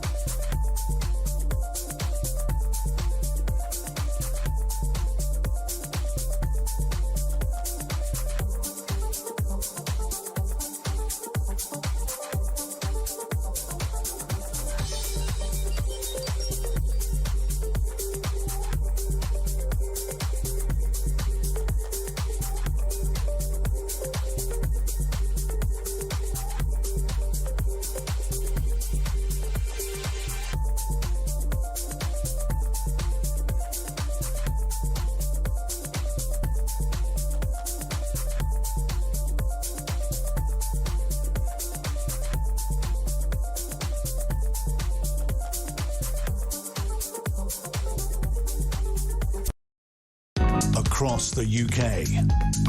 On DAB+, on YouTube, on your mobile, and on your side. This is Talk. Welcome back. Let's talk about Saint Sebastian. Saint Sebastian is one of Christianity's heroes, if you like. This is a man who was a French Roman soldier who secretly pursued Christianity. And when his Christianity was discovered, he was persecuted, but he refused to renounce it. They filled him full of arrows, and he was clubbed to death on the order of a Roman emperor, Diocletian. But he survived. He was brought back to life. So it was a kind of a miracle. And it's one of the central stories to the Christian religion. I was going to say the Christian myth, but a lot of people would say it's not a myth. Certainly there's some historical accuracy to this story. Anyway, if you go to the National Gallery, which is funded by you and me, taxpayer-funded art gallery right now, the Saint Sebastian story is depicted in a new exhibit as an Asian transgender man. In other words, as an Asian biological woman. Two questions. Why? Why would you do that? What would be the point of distorting the story in this respect? And secondly, isn't that insulting to Christians who believe strongly in the Saint Sebastian story? Well, let's talk to a man who I know does have a strong Christian faith. He's also the head of campaigns at Popular Conservatism, Andrew Allison. Welcome, Andrew. Hello, Kevin. Well, yeah, those questions. My first question is, why would this artist, Ming Wong, Singaporean artist, why would she depict Saint Sebastian as a gay, no, not gay, as an Asian transgender man? In other words, an Asian man identifying, an Asian woman identifying as a man. Why would Ming Wong want to do that? It's a very good question, isn't it? I've just got a cat coming into the picture here as well, Kevin. Yeah, let's see what does he think? What's his name? But I think it'll be what's your cat's name? Tiny. Tiny. Didn't look very tiny when he came onto the screen. Then he looked massive. He's not very tiny in real life either, I can assure you. Well, good to have him on the show, Tiny. Anyway, to go back to you, Andrew, you were saying. Yeah, it's a question to ask for the artist. I imagine that she has some sort of issues with Christianity, and that's the only reason I can think of for her doing such a thing. But is it insulting? Well, yes, it is insulting. I think it's meant to be insulting. I think that's the thing more than anything else. And Saint Sebastian has been regarded, certainly from about the 1970s onwards, as a gay icon. But for some reason, I have absolutely no idea. Apparently, he's got a very particularly nice body. So apparently, having a particularly nice body, you're meant to be gay. I don't know if that's the reason behind it. I don't think that always works. but well, indeed, no, it doesn't. Indeed, no. Look at Elton John. But sorry, Elton John. Sorry, I shouldn't have said that. Yeah, Andrew Allison said that, ladies and gentlemen. I didn't. Carry on. Indeed. But I mean, this whole transgender thing. But we've had it with Joan of Arc. They tried to depict Joan of Arc as transgender, and they're even thinking about making it Elizabeth I transgender. So it just seems to be part of a trend that is going on at the moment. That is just trying to turn historical figures, but obviously women as well. I mean, this is Saint Sebastian, a man, but it seems to be part of a trend that is particularly turning women into sort of transgender men. Yeah. So this is when you go to the National Gallery at the moment. Exhibition by Ming Wong, as I say, a Singaporean artist. So as you walk in, you're confronted with videos in several rooms showing transgender models. So these are videos of real people playing Saint Sebastian. He is depicted listening to a seashell, performing a dance, and going through a martial arts routine. Well, I'm sure that's sort of got a kind of a relevance to Ming Wong over in the Far East.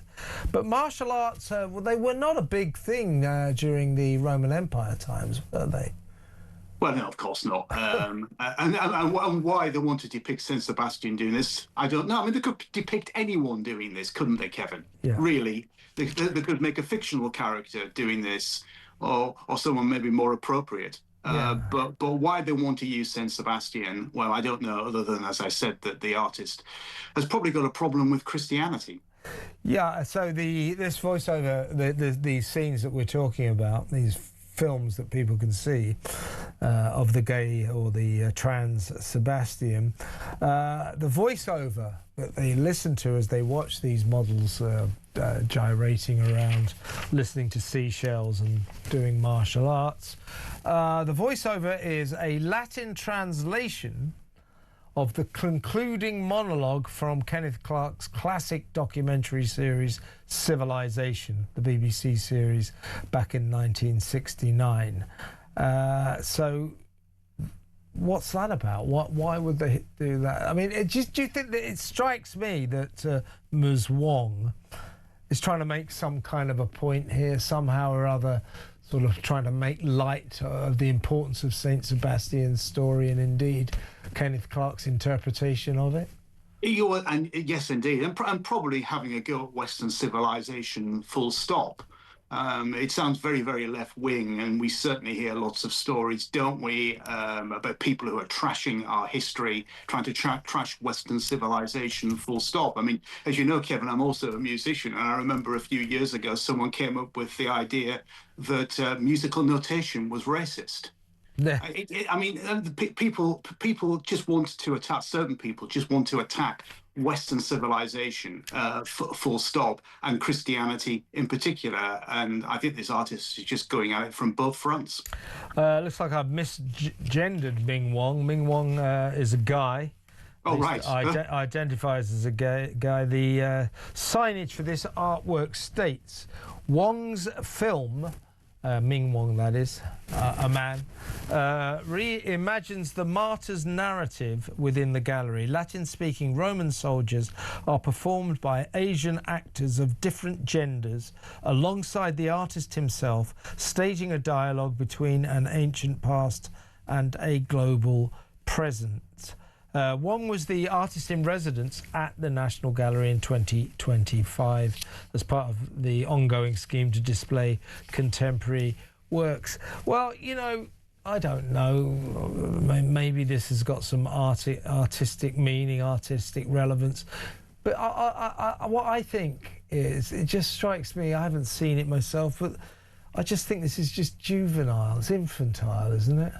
It is, and it's just in poor taste. But I mean, when it comes to art, a messy bed was once regarded as art, wasn't it? Well, that was Tracy Emin, wasn't it? I don't. You know, if she wants to put that forward as a work of art and people like it and find it interesting, got no problem with this. What I find I do have a problem with this, the Saint Sebastian reimagining, is.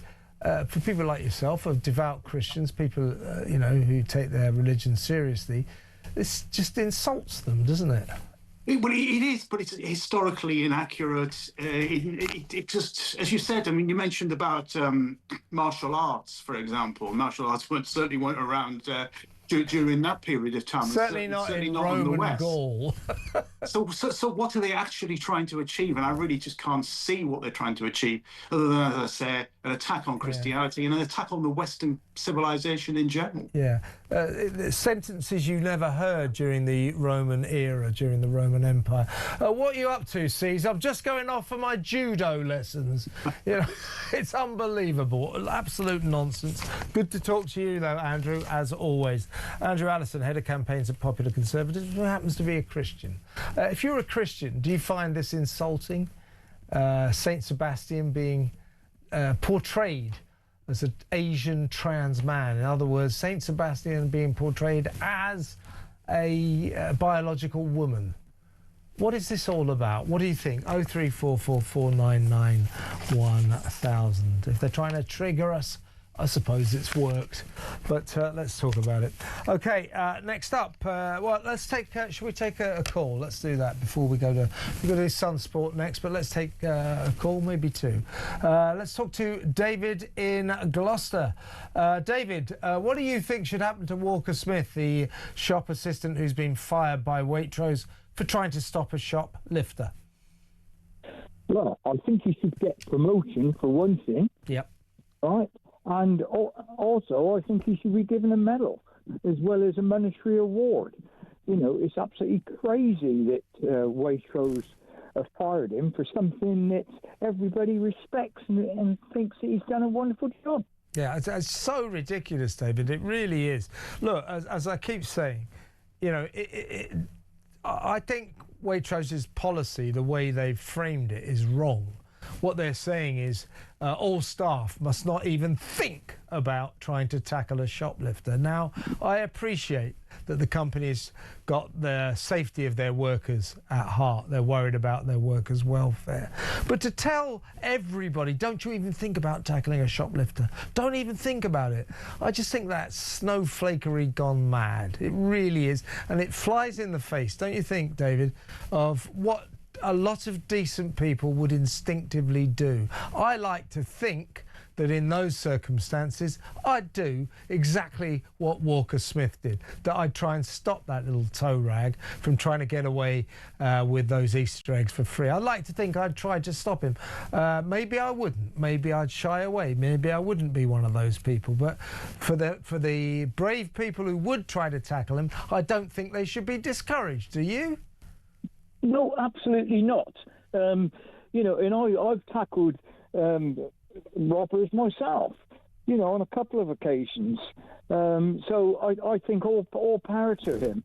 And the fact that Waitrose said, oh, they're protecting his life is ridiculous because, you know, there's no way anybody's going to lose their life for grabbing a bag or for robber. Well, you know, they're saying, David, Waitrose is saying, none of our goods are worth the life of any of our staff, of any of our employees.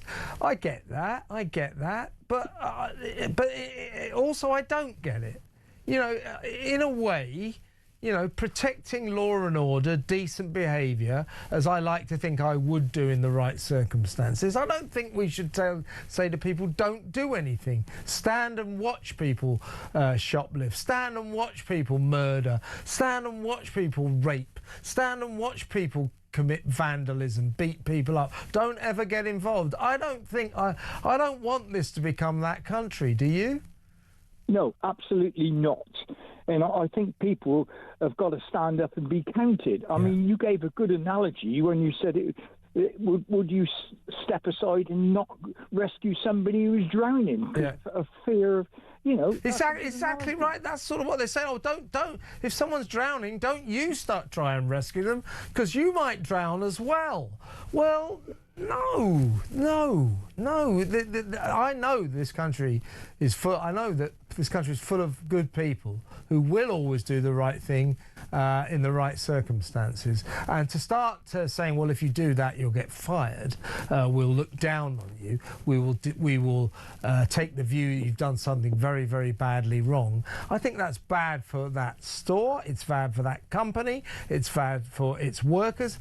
And that kind of attitude, I think, is bad for all of us. I'm not trying to tell everybody, you know, be a have-a-go hero in all circumstances.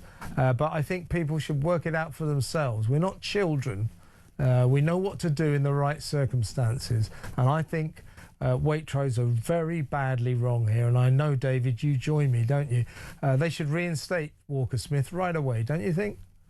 I think they should reinstate him. He should be given promotion, and I think the people that were responsible for giving him the sack ought to have what they call a PIP, which is a performance improvement situation. And I think honestly, I would sort of discipline the managers, it gave him the sack, because that is just not what we want. We don't want to stand by and see law and disorder get away with it. Couldn't agree with you more, David. I think Waitrose are way out of line on this one.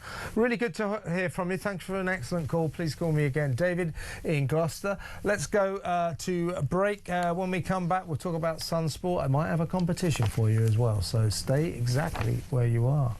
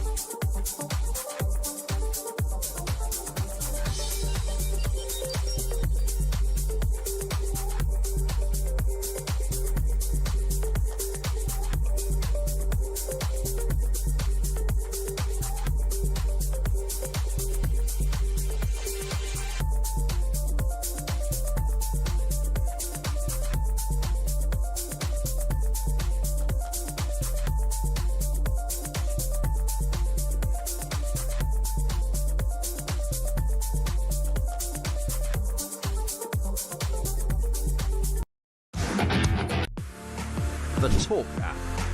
You can watch, catch up and listen to all your favourite shows and podcasts anytime, anywhere, all on the Talk app. Watching and listening to Talk just got easier. There's now only one place for the home of common sense. So head over to your App Store or Google Play and search Talk now.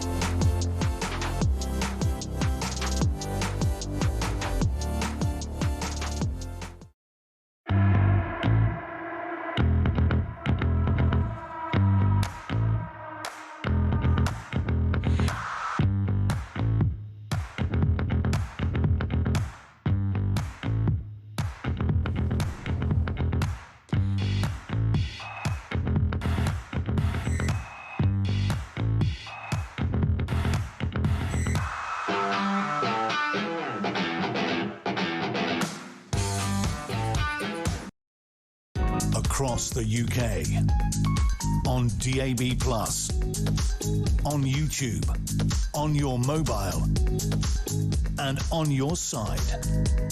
This is Talk.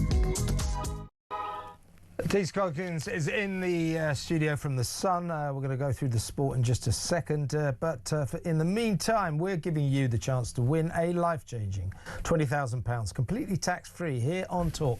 That's £20,000 straight into your bank account. Spend it, save it, splash it. It's entirely up to you. Here's how you could be in with a chance to win. For your chance to win, text TALK to 83338. Texts cost £2.50 plus your standard network rate. Or call 0343 418 7260. Lines close 9th of April 2026, 4 p.m. That's when you'll need to answer your phone if it rings. 18 plus, UK residents only. This is a network promotion. Full T's and C's at talk.tv/win. So for your chance to win, text TALK to 83338 now. Good luck with that. Dean Scoggins is in the studio. Dean, I watched the West Ham game yesterday, and it turns out that Wan-Bissaka, the West Ham right back, was allowed the day off to parade through the capital city of Kinshasa to mark the Congo's playoff win over Jamaica. Well, how will West Ham fans be taking that, considering the outcome of yesterday's game? Yeah, it just seems very bizarre. I mean, Nuno Espirito Santo picked a strange team to begin with. He rested players, and I know they've got a relegation battle, which is also against Leeds, with Leeds part of that as well. But this is an FA Cup quarter-final, and, you know, the chance to go to Wembley, and I'm sure if you talk to West Ham fans, they would take relegation if it meant the chance of winning an FA Cup. You know, it's one of the, you know, I would have taken relegation last year for that day in Bilbao as a Spurs fan. And so it was a strange selection anyway, and then to hear that Wan-Bissaka wasn't picked, and then they saw the videos, West Ham fans, of Wan-Bissaka at the open-top bus parade of DR Congo's victory before they're getting to the World Cup playoff. And then they find out that West Ham have allowed him to do it as well. So it seems it's just sort of rubbing salt in the wounds for West Ham fans, and what was a very, very difficult afternoon, and obviously losing on penalties as well. You know, suggestions to us at first were that West Ham were in a row with the Congolese officials, but actually it's been confirmed to us this afternoon that West Ham allowed him to have the day off. Yes. So very, very odd. I mean, look, amazing for him as a player to qualify for the World Cup with DR Congo, and I'm sure the party in Kinshasa was fantastic. Yeah. But I mean, he's probably being paid. I missed it. Yeah, absolutely. Well, he's probably being paid a few $100,000 a week or $100,000 a week to play for West Ham, and he's not there for a huge game. Yeah, so. I tell you what was funny was that they were 2-0 down with about 15 minutes to go, weren't they? Yeah. And all the West Ham fans were leaving, and I was watching it on TNT, and there were all these cameras. They were all trying to get back in when West Ham. And we've got footage today on the website of them having to watch it on FaceTime outside the ground. Although I've witnessed, I'm a Fulham fan, I've witnessed some very bad defeats. I've never left before the end. You should never leave before the end. Right, let's quickly talk about Arsenal. Arsenal versus Sporting. What's going on? Yeah, obviously Arsenal go to Sporting tomorrow night. So in the next half an hour or so, Arteta will be speaking along with the goalkeeper David Raya. Obviously they've had a bad week, Arsenal, following the Carabao Cup final loss with a defeat to Southampton in the FA Cup. So they've gone from thinking they could win the quadruple to now being a bit sweaty going into the Champions League game. But they have had some good news. So injury news: Declan Rice, Gabriel are both back. Eza trained today. Erdegaard played at the weekend and looks available. And it also looks like Madueke is back, but no Bukayo Saka. Saka's still out, but that'll be good news for them because they were very depleted against Southampton. They were, yeah. And it's a big game for Victor Gyökeres as well, because he goes back obviously to his old club. But Arsenal fans should watch out for a bloke called Luis Suarez who plays for Sporting. Not the one you think of. Oh no, is that a different one? Yeah, it's a different one. He's a Colombian, but he's got 30 goals this year, so he's one to be slightly fearful of for Arsenal fans. Yeah, because I only watched the edited Arsenal Southampton game, but Southampton beat them fair and square. Well, Southampton are the informed team in the country at the moment. It's absolutely fantastic. They could sneak their way into the Championship playoffs, and none of those Championship teams would want to play Southampton right now. Very quickly, Willie Mullings is planning to saddle 9 runners in a bid for a 4th win in the Grand National on Saturday. Yeah, one of the great sporting occasions at the weekend. So Grand National on Saturday and 9 runners for Willie Mullings. But the bigger news there is that Paul Townend, they've just announced, is going to be on I Am Maximus. So I Am Maximus will be the favourite, and Paul Townend deciding he'll ride I Am Maximus. So not that anyone ever picks a favourite in the Grand National, do they? No, never. No, of course, the Grand National is the second biggest sporting event unfolding in Liverpool over the weekend, and the biggest, of course, being the fact that Fulham are going to Anfield. I was going to go, but I couldn't get a hotel because of the damn Grand National, so probably for the best, all things considered. Oh, I think you'll give them a good game now. Yeah, you never know. They're very beatable these days at Liverpool. Man City really thrashed them, didn't they? Dean Scoggins, fantastic Sun report, all in the back pages of your favourite newspaper tomorrow. Back in a while with Paul Cox. Stay where you are.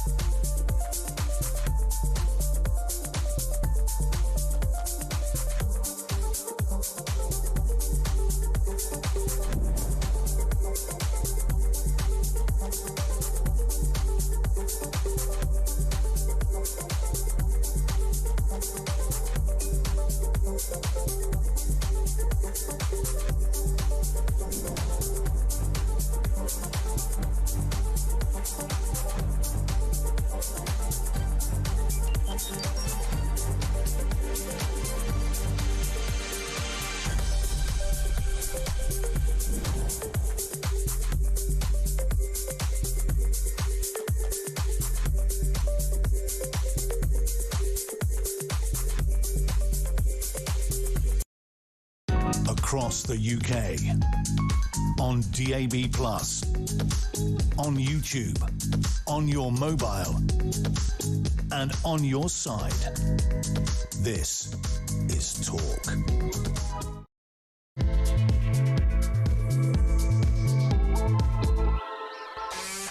Tell you what I don't like, hypocrisy.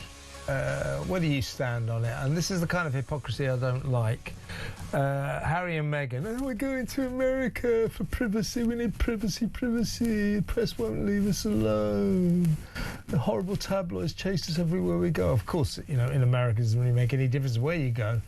If you're a media target, you're going to get got, you're going to get caught, no matter what happens. So the whole idea of going to America to escape media attention was always a bit of a fallacy. But now, time and time again, we've just seen it again. Oh, privacy. Here's a load of pictures of our kids on Instagram. So loads and loads of pictures, always the back of their heads. And that way, Harry and Meghan say, oh, we're preserving their privacy. No, you're not. And it's Meghan. She's trying to sell as ever goods. She's trying to sell jam and cookie dough and honey, you know, astronomically high-priced honey, $28 for a jar of honey. No, thanks.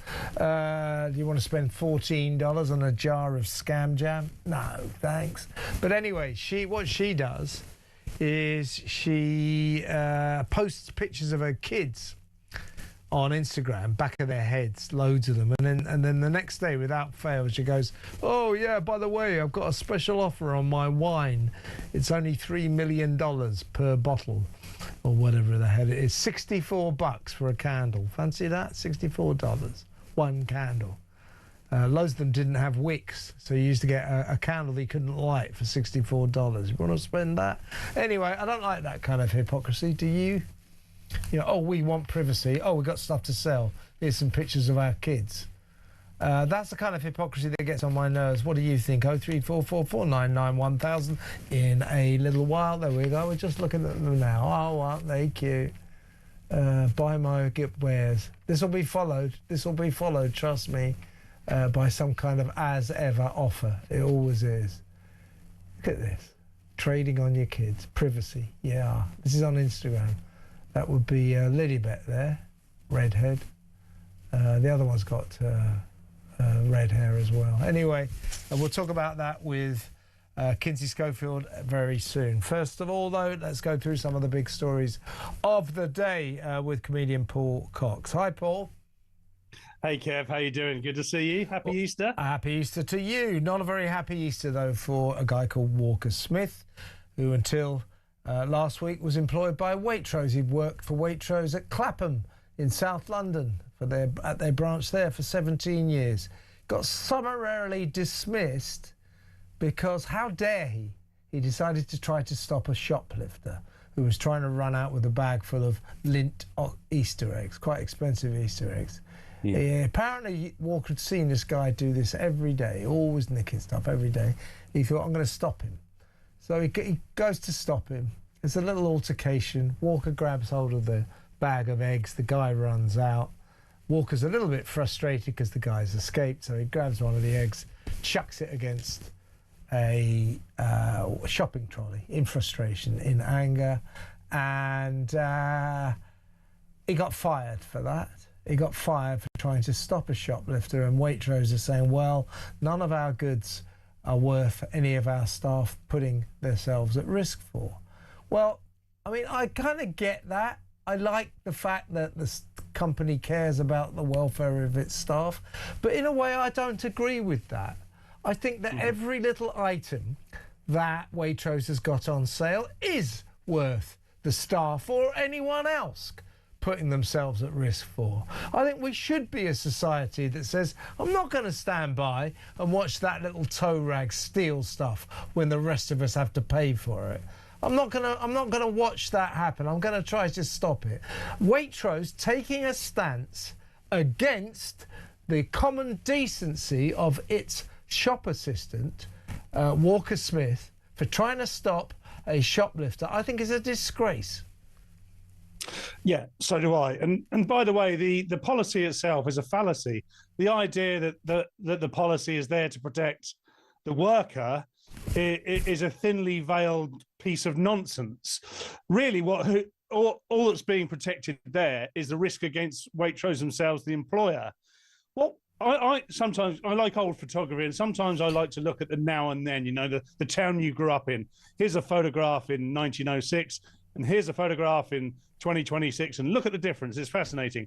What we get with incidences like this is that, but in real life form, we see the old British values by what we have become.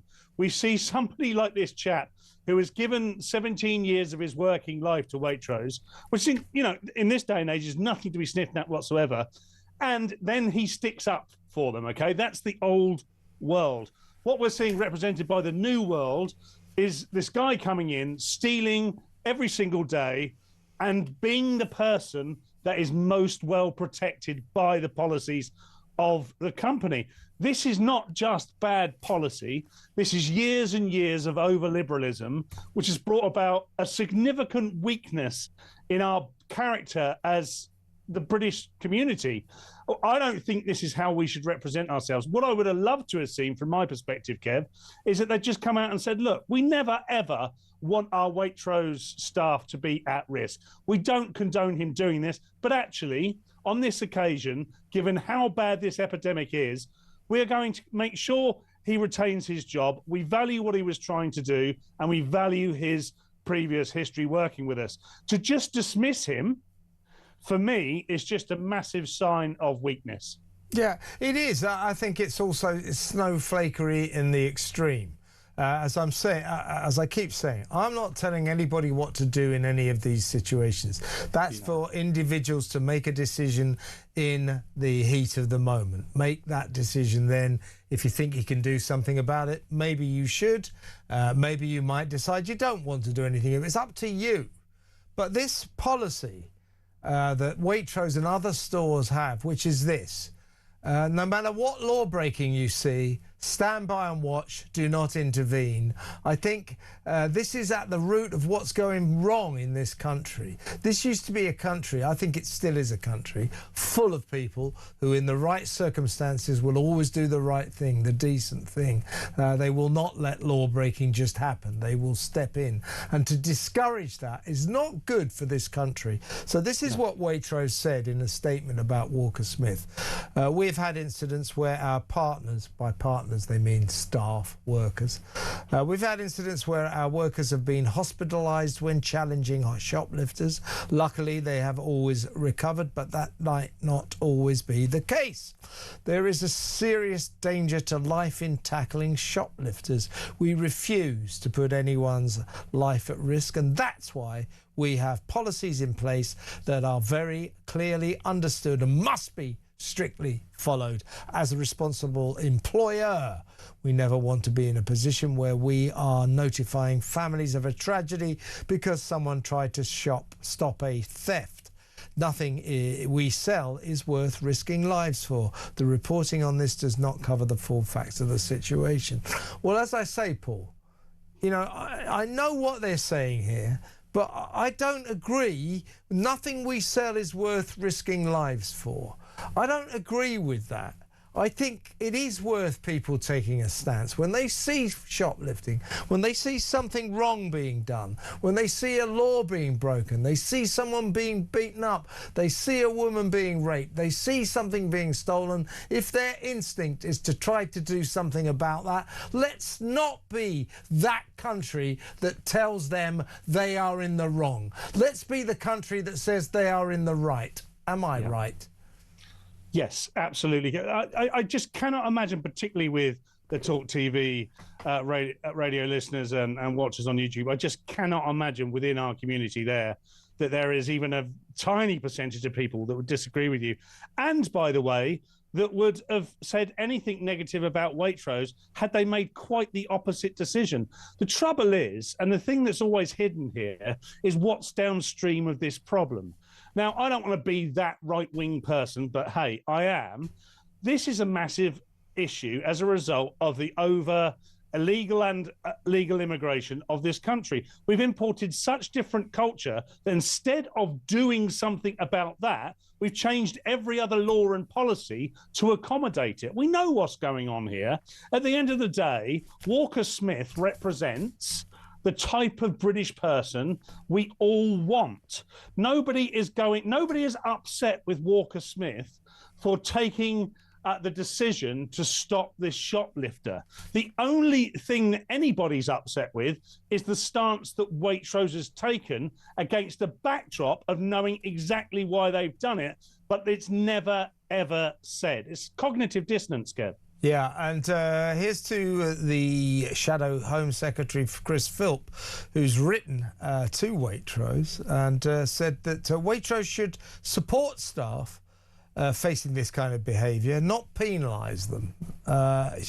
Chris goes on to say, Waitrose has behaved disgracefully by sacking Mr. Smith. I urge you to reinstate him immediately, apologise to him and pay him a bonus for his bravery and initiative. Chris Philp is right, isn't he?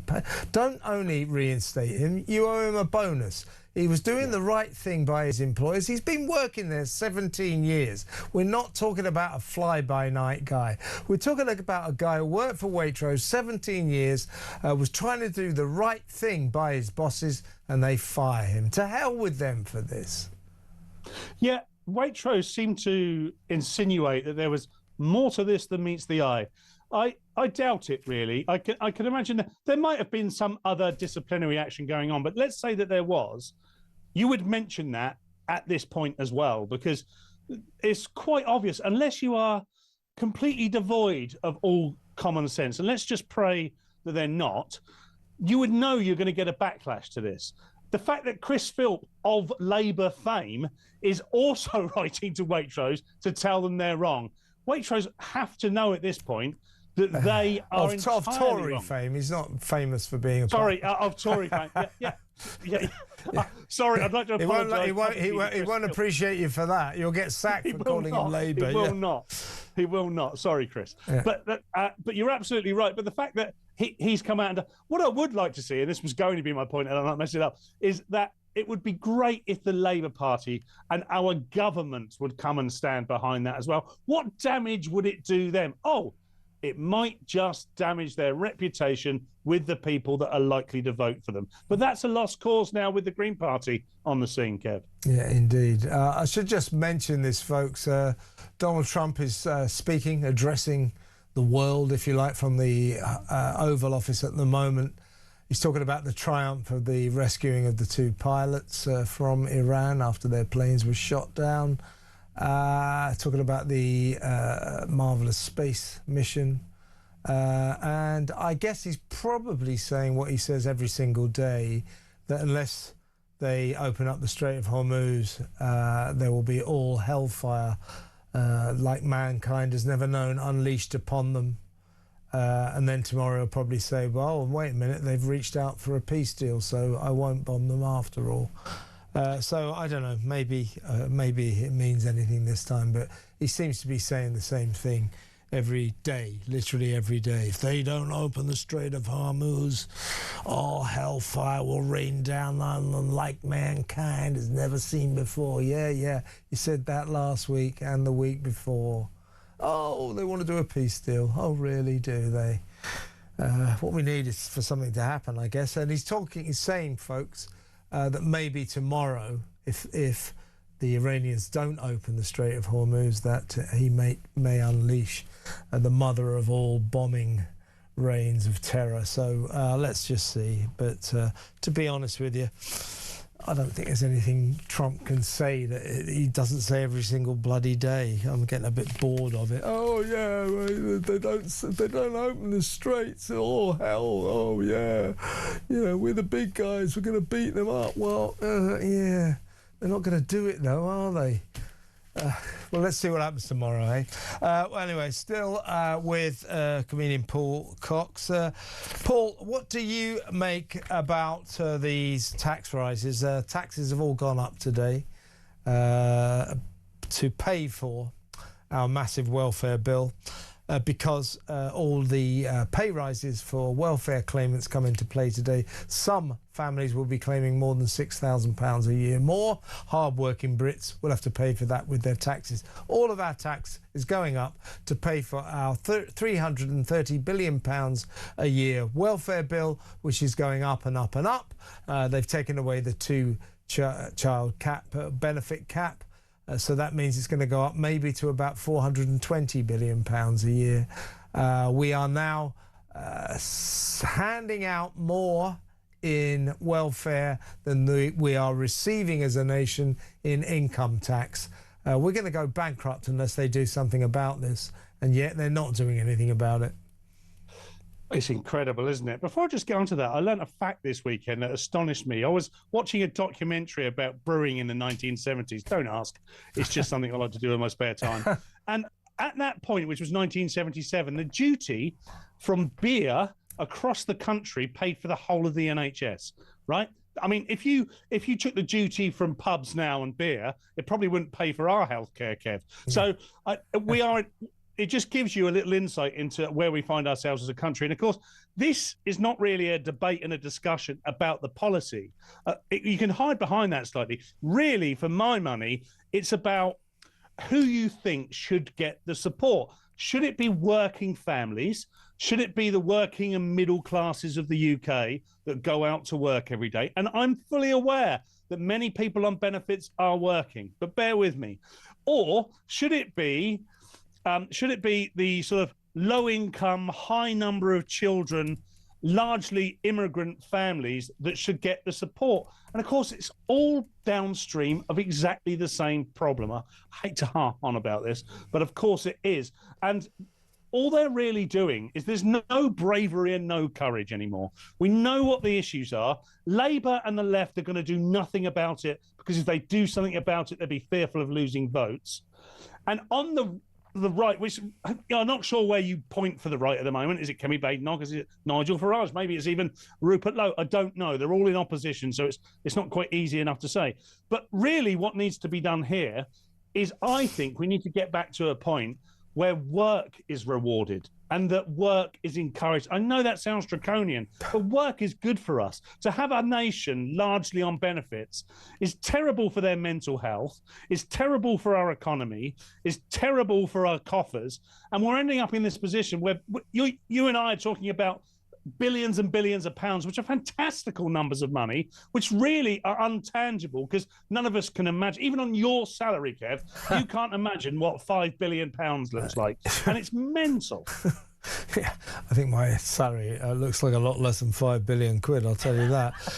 So I mean, this is the problem, isn't it? I mean, for example, this huge inflating, ever-expanding welfare bill we've got, 330 billion as things stand.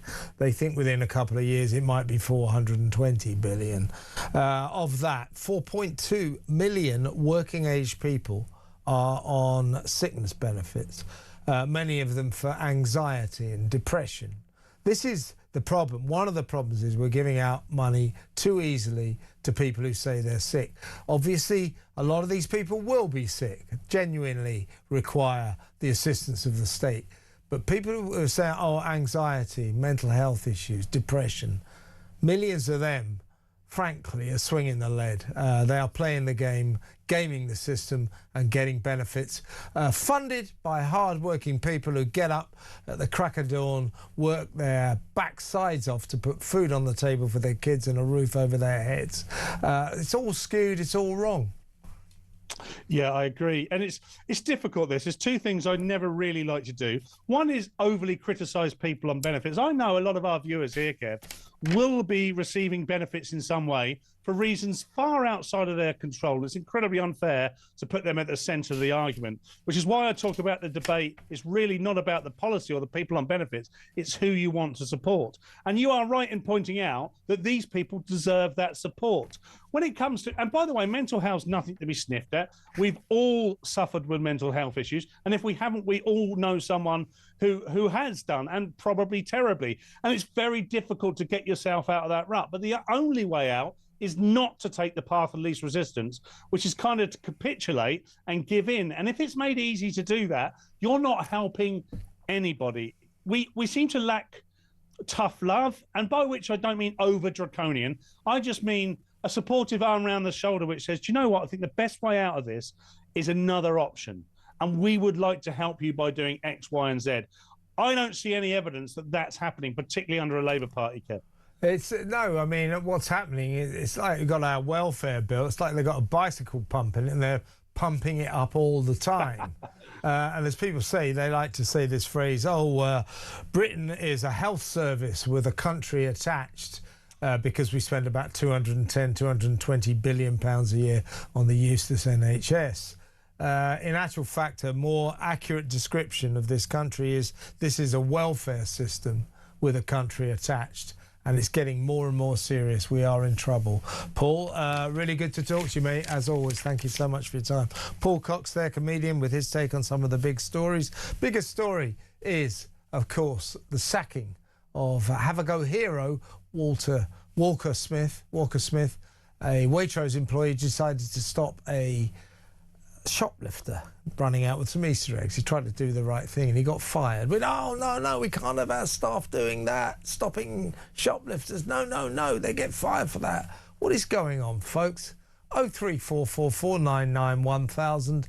Going to take your calls after the break, so get on the phone, give me a call, let's talk. It's good to talk on Talk. 0344 499 1000. Back in a mo.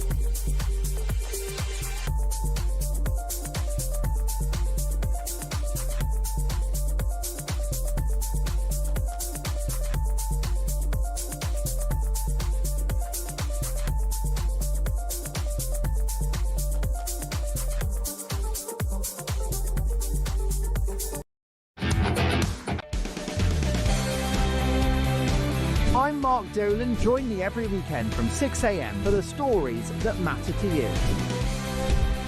We talk politics, we talk news, we talk entertainment, we talk about everything that affects your life. There's only one place to start your weekend, the home of common sense. Talk Breakfast on Talk. 6 a.m. to 10 a.m. every Friday, Saturday and Sunday here on the home of common sense.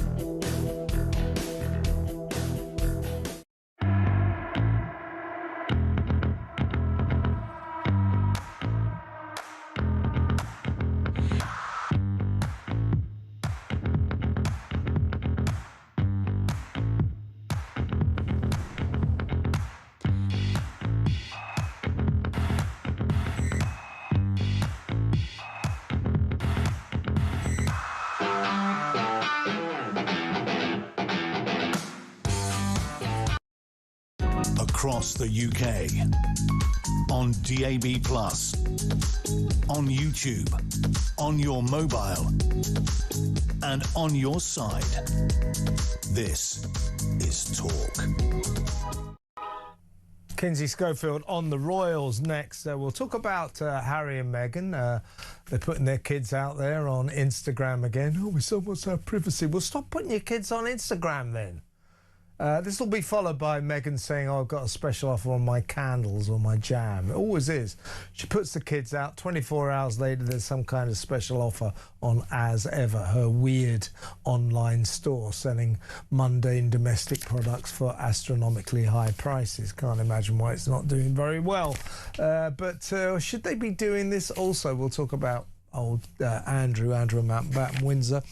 Apparently, when Sophie and Edward, his brother, went up to Sandringham for Easter with the King, where Andrew is now living. Andrew was required to get out of the house he's in order to accommodate Sophie and Edward. Well, Andrew refused to do that, so that's causing tongues to wag in royal circles. Well, frankly, I mean, far be it from me to back Andrew, but I wouldn't get out of my house just because someone's coming to stay, would you?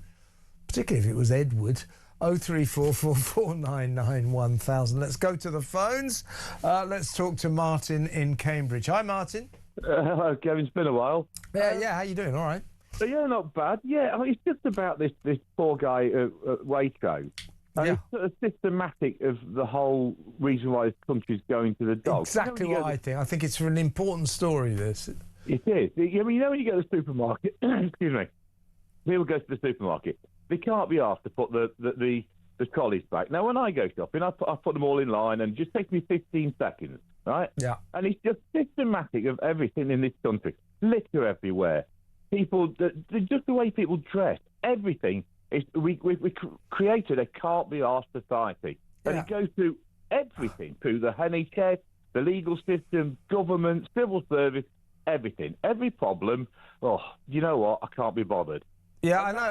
And what we got here, Martin, I mean, this is part. It's a bit more than I can't be bothered. It's sort of, they're asking us to step back and not get involved in anything because you might put yourself at risk. Yeah. And again, I'm trying to be very careful here because I can't sit here and say to everybody, you get stuck in every time you see anything. What I'm saying is, I just think people should make up their own minds. We're not children. We can see what a situation is like. And if we feel that we can stop someone breaking the law, someone doing something that's wrong, shoplifting, hurting someone, raping someone, killing someone, that kind of thing, beating someone up, if we feel we can stop that and somehow or other stop this wrong being done, then I don't want to be a country that says to its citizens, don't you dare get involved. If you get involved in that, you'll lose your job. I just think that is so wrong, don't you? Absolutely. And if you've got to be proactive, and nobody's proactive. I mean, you look at the crime. I mean, you break a window or you get caught with drugs or whatever. We've got to bring back national service and stuff like that. Put these kids in stuff, that kind of stuff. We've got to bring back discipline in society. And then in governmental terms, the health service, I'm not going to say anything about the hospital. They're doing things wrong, so I don't want to get into trouble. And then you've got all the crime and everything. And it's systematic for everything. The institutions of this country is always too much effort. It's too much effort to get rid of the illegals. It's too much effort to get rid of foreign criminals. It's too much effort to do anything.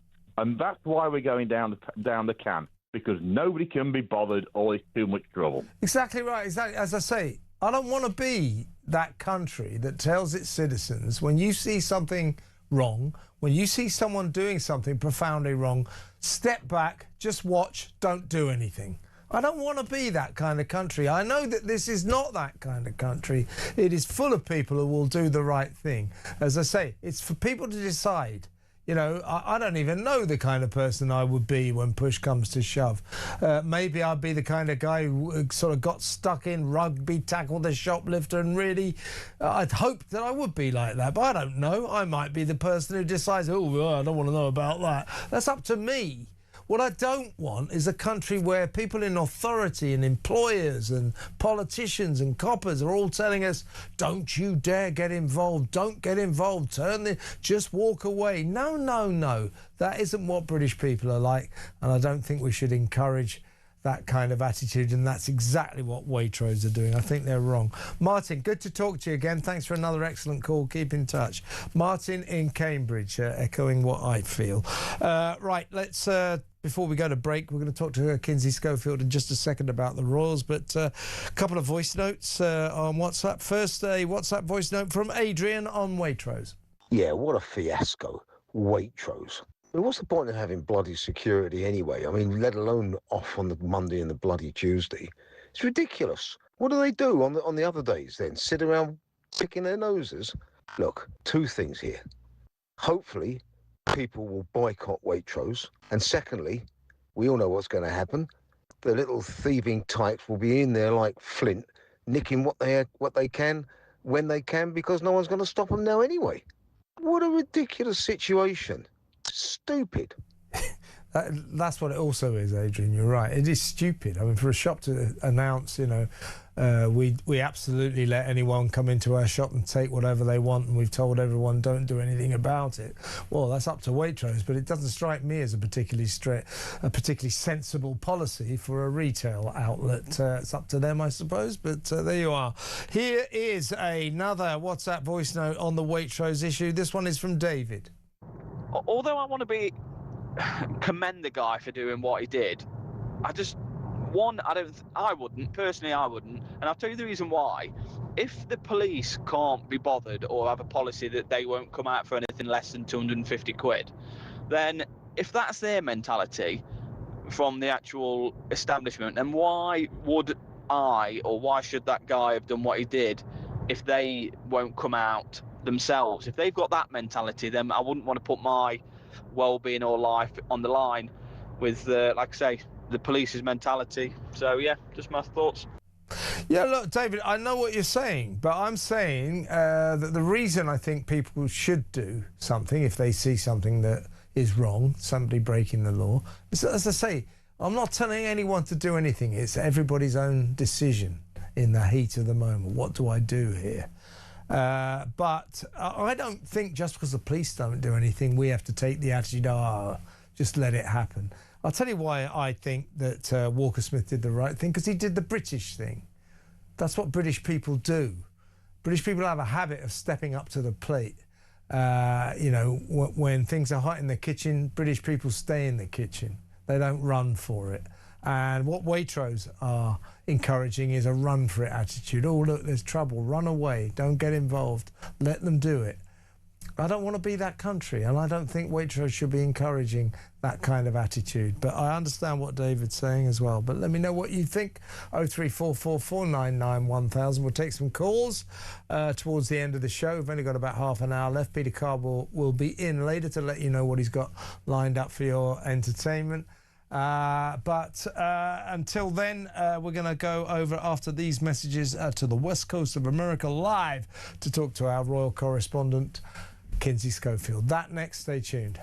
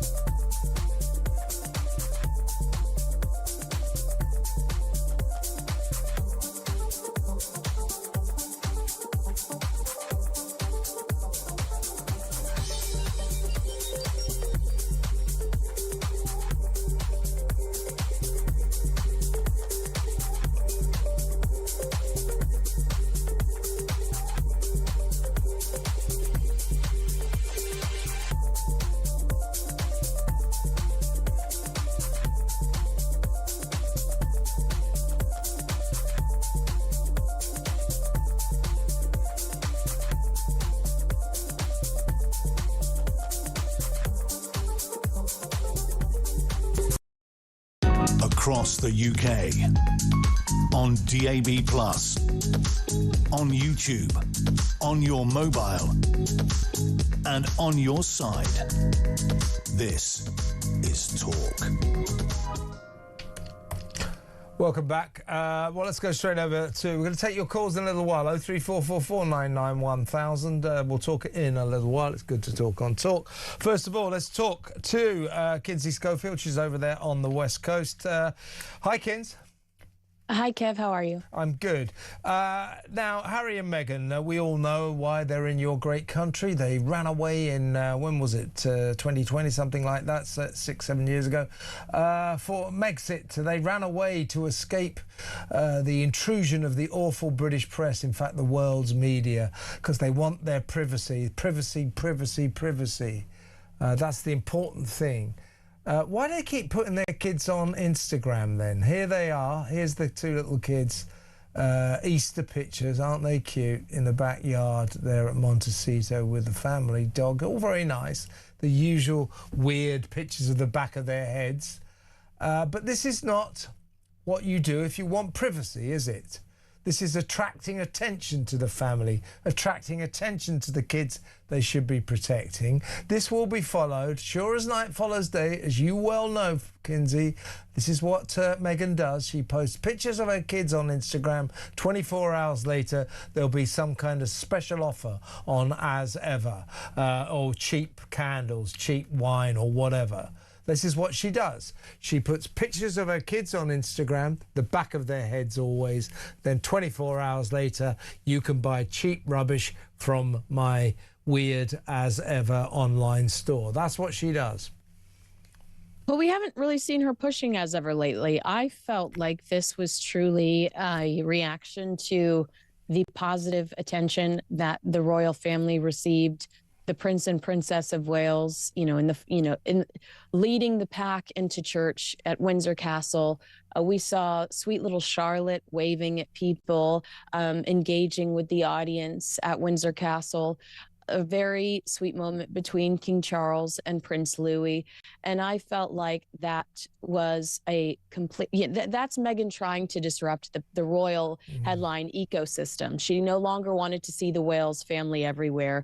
She wanted her family to get their time to shine. And I think ultimately that's what this was about. Yeah, I'm sure of that as well. But let's actually talk about the film itself. I mean... This is getting obsessive now. I can't count the number of times this has happened. This weird footage of the back of the kids' heads, all the time the back of their heads. It's got to the point now where it's becoming almost a bit disturbing. Leave them alone. Film something else. I just think it doesn't even remotely compete with a huge family lining up to attend church. I never hear about Harry and Meghan. I mean, let's not forget what this holiday's about. It's about the resurrection of Jesus Christ. I never hear Harry and Meghan talk about spirituality or faith. Meghan's God is Meghan. And so to try to compete with a family all lined up, dressing so sophisticated, clearly loving. There's a beautiful picture of Catherine and Charlotte holding hands as they leave, with these children that look so alone, so lonely. I never see these children with friends. I certainly never see them with family. It actually makes us feel sympathy for these children. I don't look at Meghan's life and envy it, or her children's life and think how enchanting. I think how sad and lonely must these children be to not know their cousins. Look at all of their cousins lining up together at church. They're going to go back and they're going to enjoy a meal together. They're going to laugh with each other. They're going to hug. And here are these two lonely kids running around their backyard.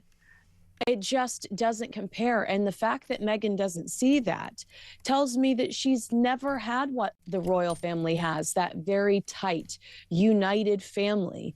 And she's oblivious to what she's missing.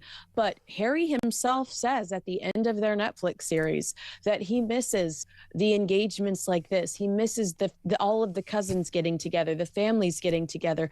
And his children will never know the magic of that. His children will never know what it's like you know, to have inside jokes with your cousins and to spend holidays with them, slumber parties with them.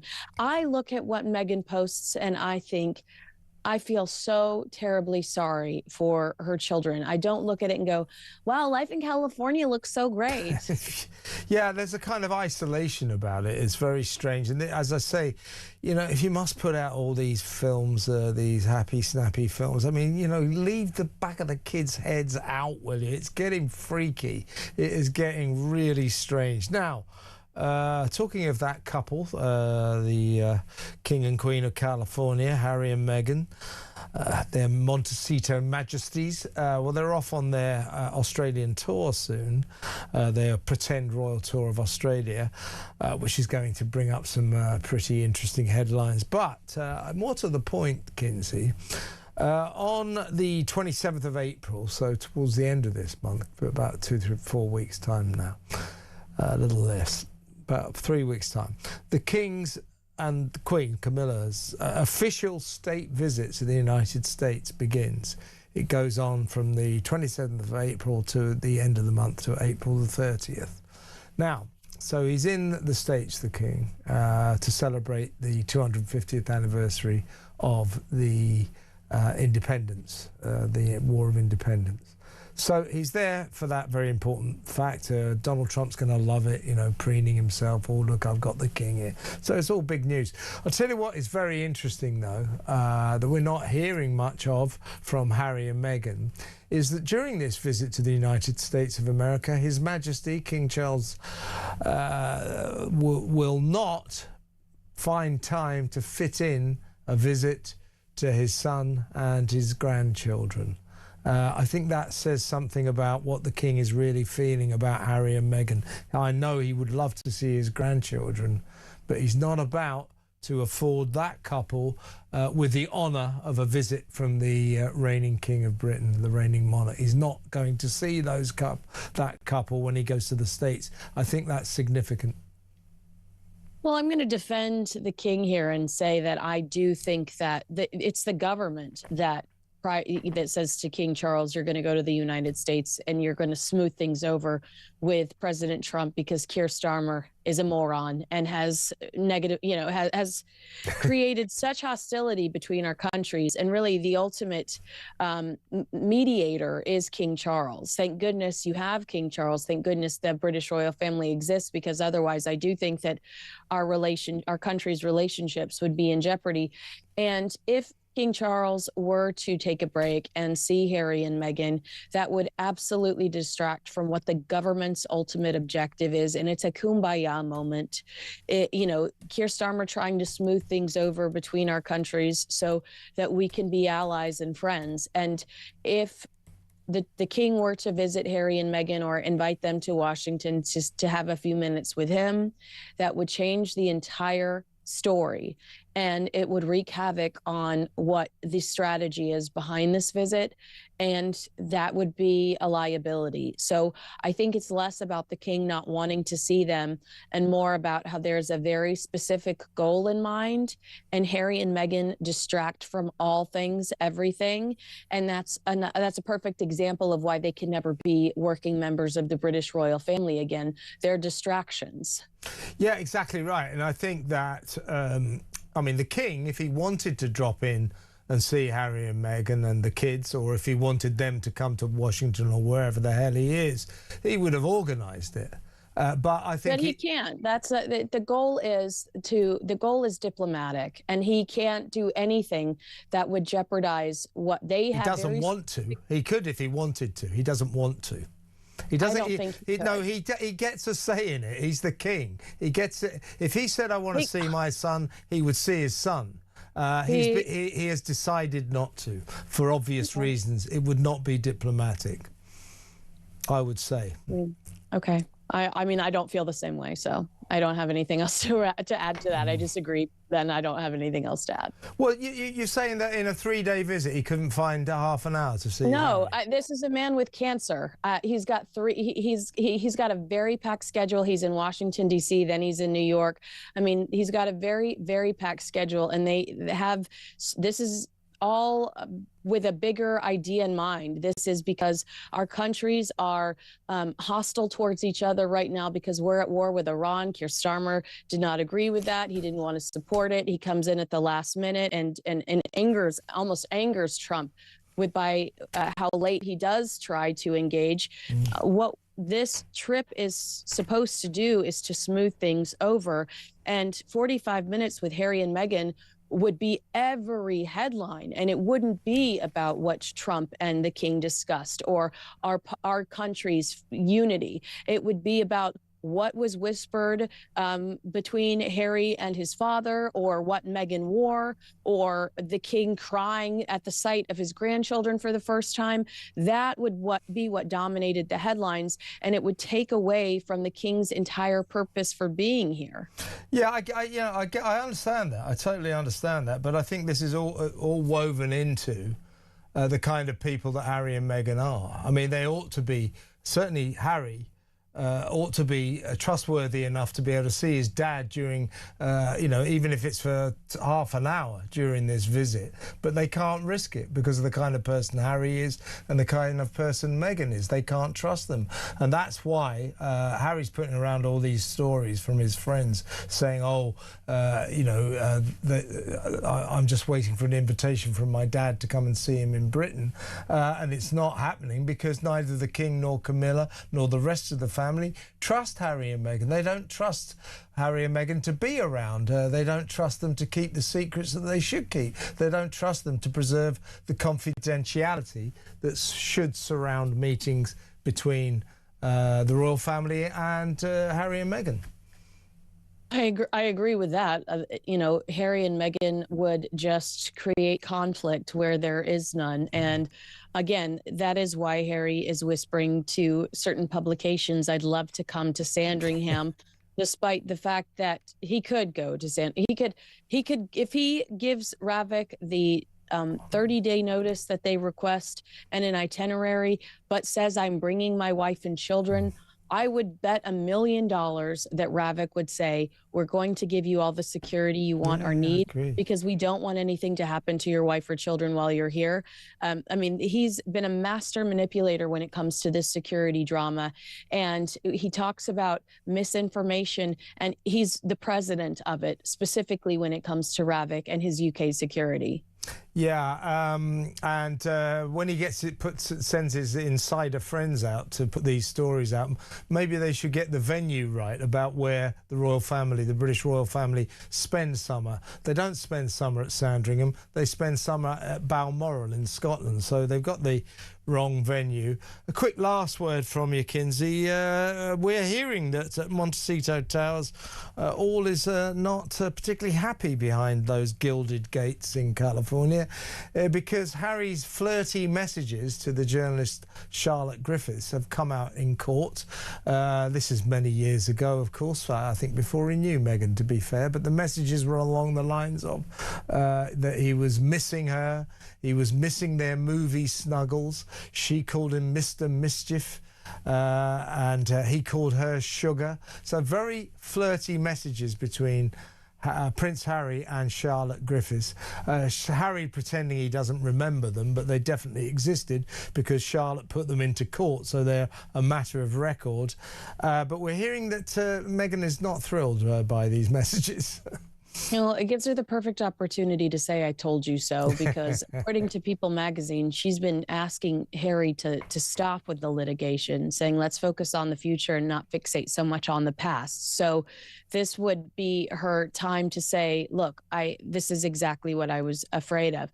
But we'll get to see her. I mean, to Tom Bower's credit, he says we never see her down. That's one of her skills, is she never allows us to see what's really going on. She's just a perpetual actress. But she has granted one outlet in Australia access to her when she's there. So we are going to get one TV interview. She did submit a long list of questions that are not allowed to be asked. So it's going to be pretty vanilla, but it'll give us a little insight, I imagine, just by her posture and her delivery of the very vanilla, boring questions that will be discussed throughout that morning show interview. Well, we've got a busy month ahead, Kinsey. We've got them in Australia. We've got the King going to America. We're going to be worked off our feet. Great to talk to you. Talk to you again on Thursday. All the best, Kinsey. Kinsey Schofield, host of Kinsey Schofield Unfiltered. She'll be back with us here on Thursday. Let's go straight to break.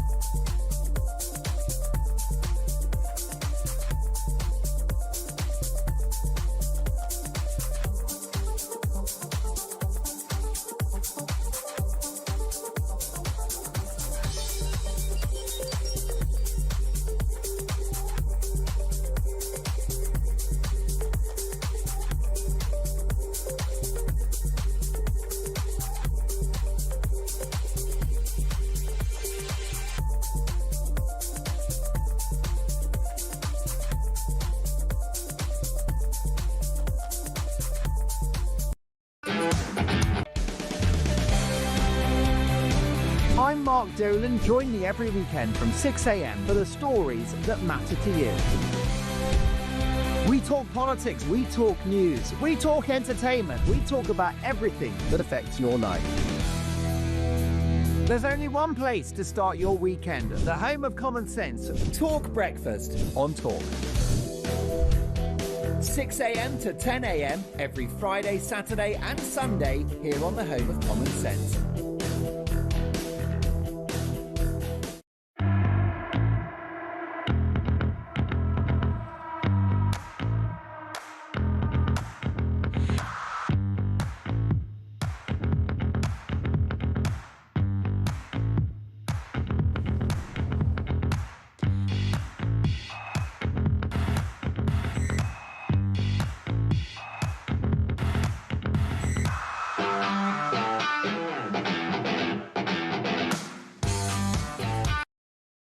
Across the UK, on DAB+, on YouTube, on your mobile, and on your side. This is Talk. It's Kelly, message from Kelly. I'm a female door supervisor and we are told we cannot put hands on shoplifters as we are citizens. What's the point of supermarkets employing security then? Love your show, from Kelly. Yeah, exactly, Kelly. That's what we're all saying. What's the point of security guards if they're not allowed to keep the stores secure? Security guards are hired and then told to let the shoplifters walk in and out. So what's the point of them? Waste of money, right? Quick competition before we go. We're giving you the chance to win a life-changing £20,000 completely tax-free here on Talk. That's £20,000 straight into your bank account. Spend it, save it, splash it. It's entirely up to you. Here's how you could be in with a chance to win. For your chance to win, text TALK to 83338. Texts cost £2.50 plus your standard network rate. Or call 0343 418 7260. Lines close 9th of April 2026, 4 p.m. That's when you'll need to answer your phone if it rings. 18 plus, UK residents only. This is a network promotion. Full T's and C's at talk.tv/win. So for your chance to win, text TALK to 83338 now. Peter Cardwell's coming into the studio as we speak to tell you what he's got lined up for your entertainment from 7 until 10 p.m. Until then, a quick chat with one of our favourite callers, Joan from Sunderland. Joan, what's your take on the Waitrose situation? I'm flaming mad. This country is just going to the dogs. It's an absolute disgrace. It's lawless. And I am fed up of watching people just help themselves. I'm 86-year-old. My daughter takes me shopping to Tesco. Yeah. I stand in queues down the aisles for at least 10 minutes or more to pay for my groceries, to pay for the privilege. And you're watching people just walk out with stuff. It's crazy, Joan. It is crazy. And this guy, Walker Smith, he should get his job back. We need more Walker Smiths, not fewer. Well, what people should do, I mean, I don't know if the man got his job back, whether he hasn't. He's still fired. That's the point.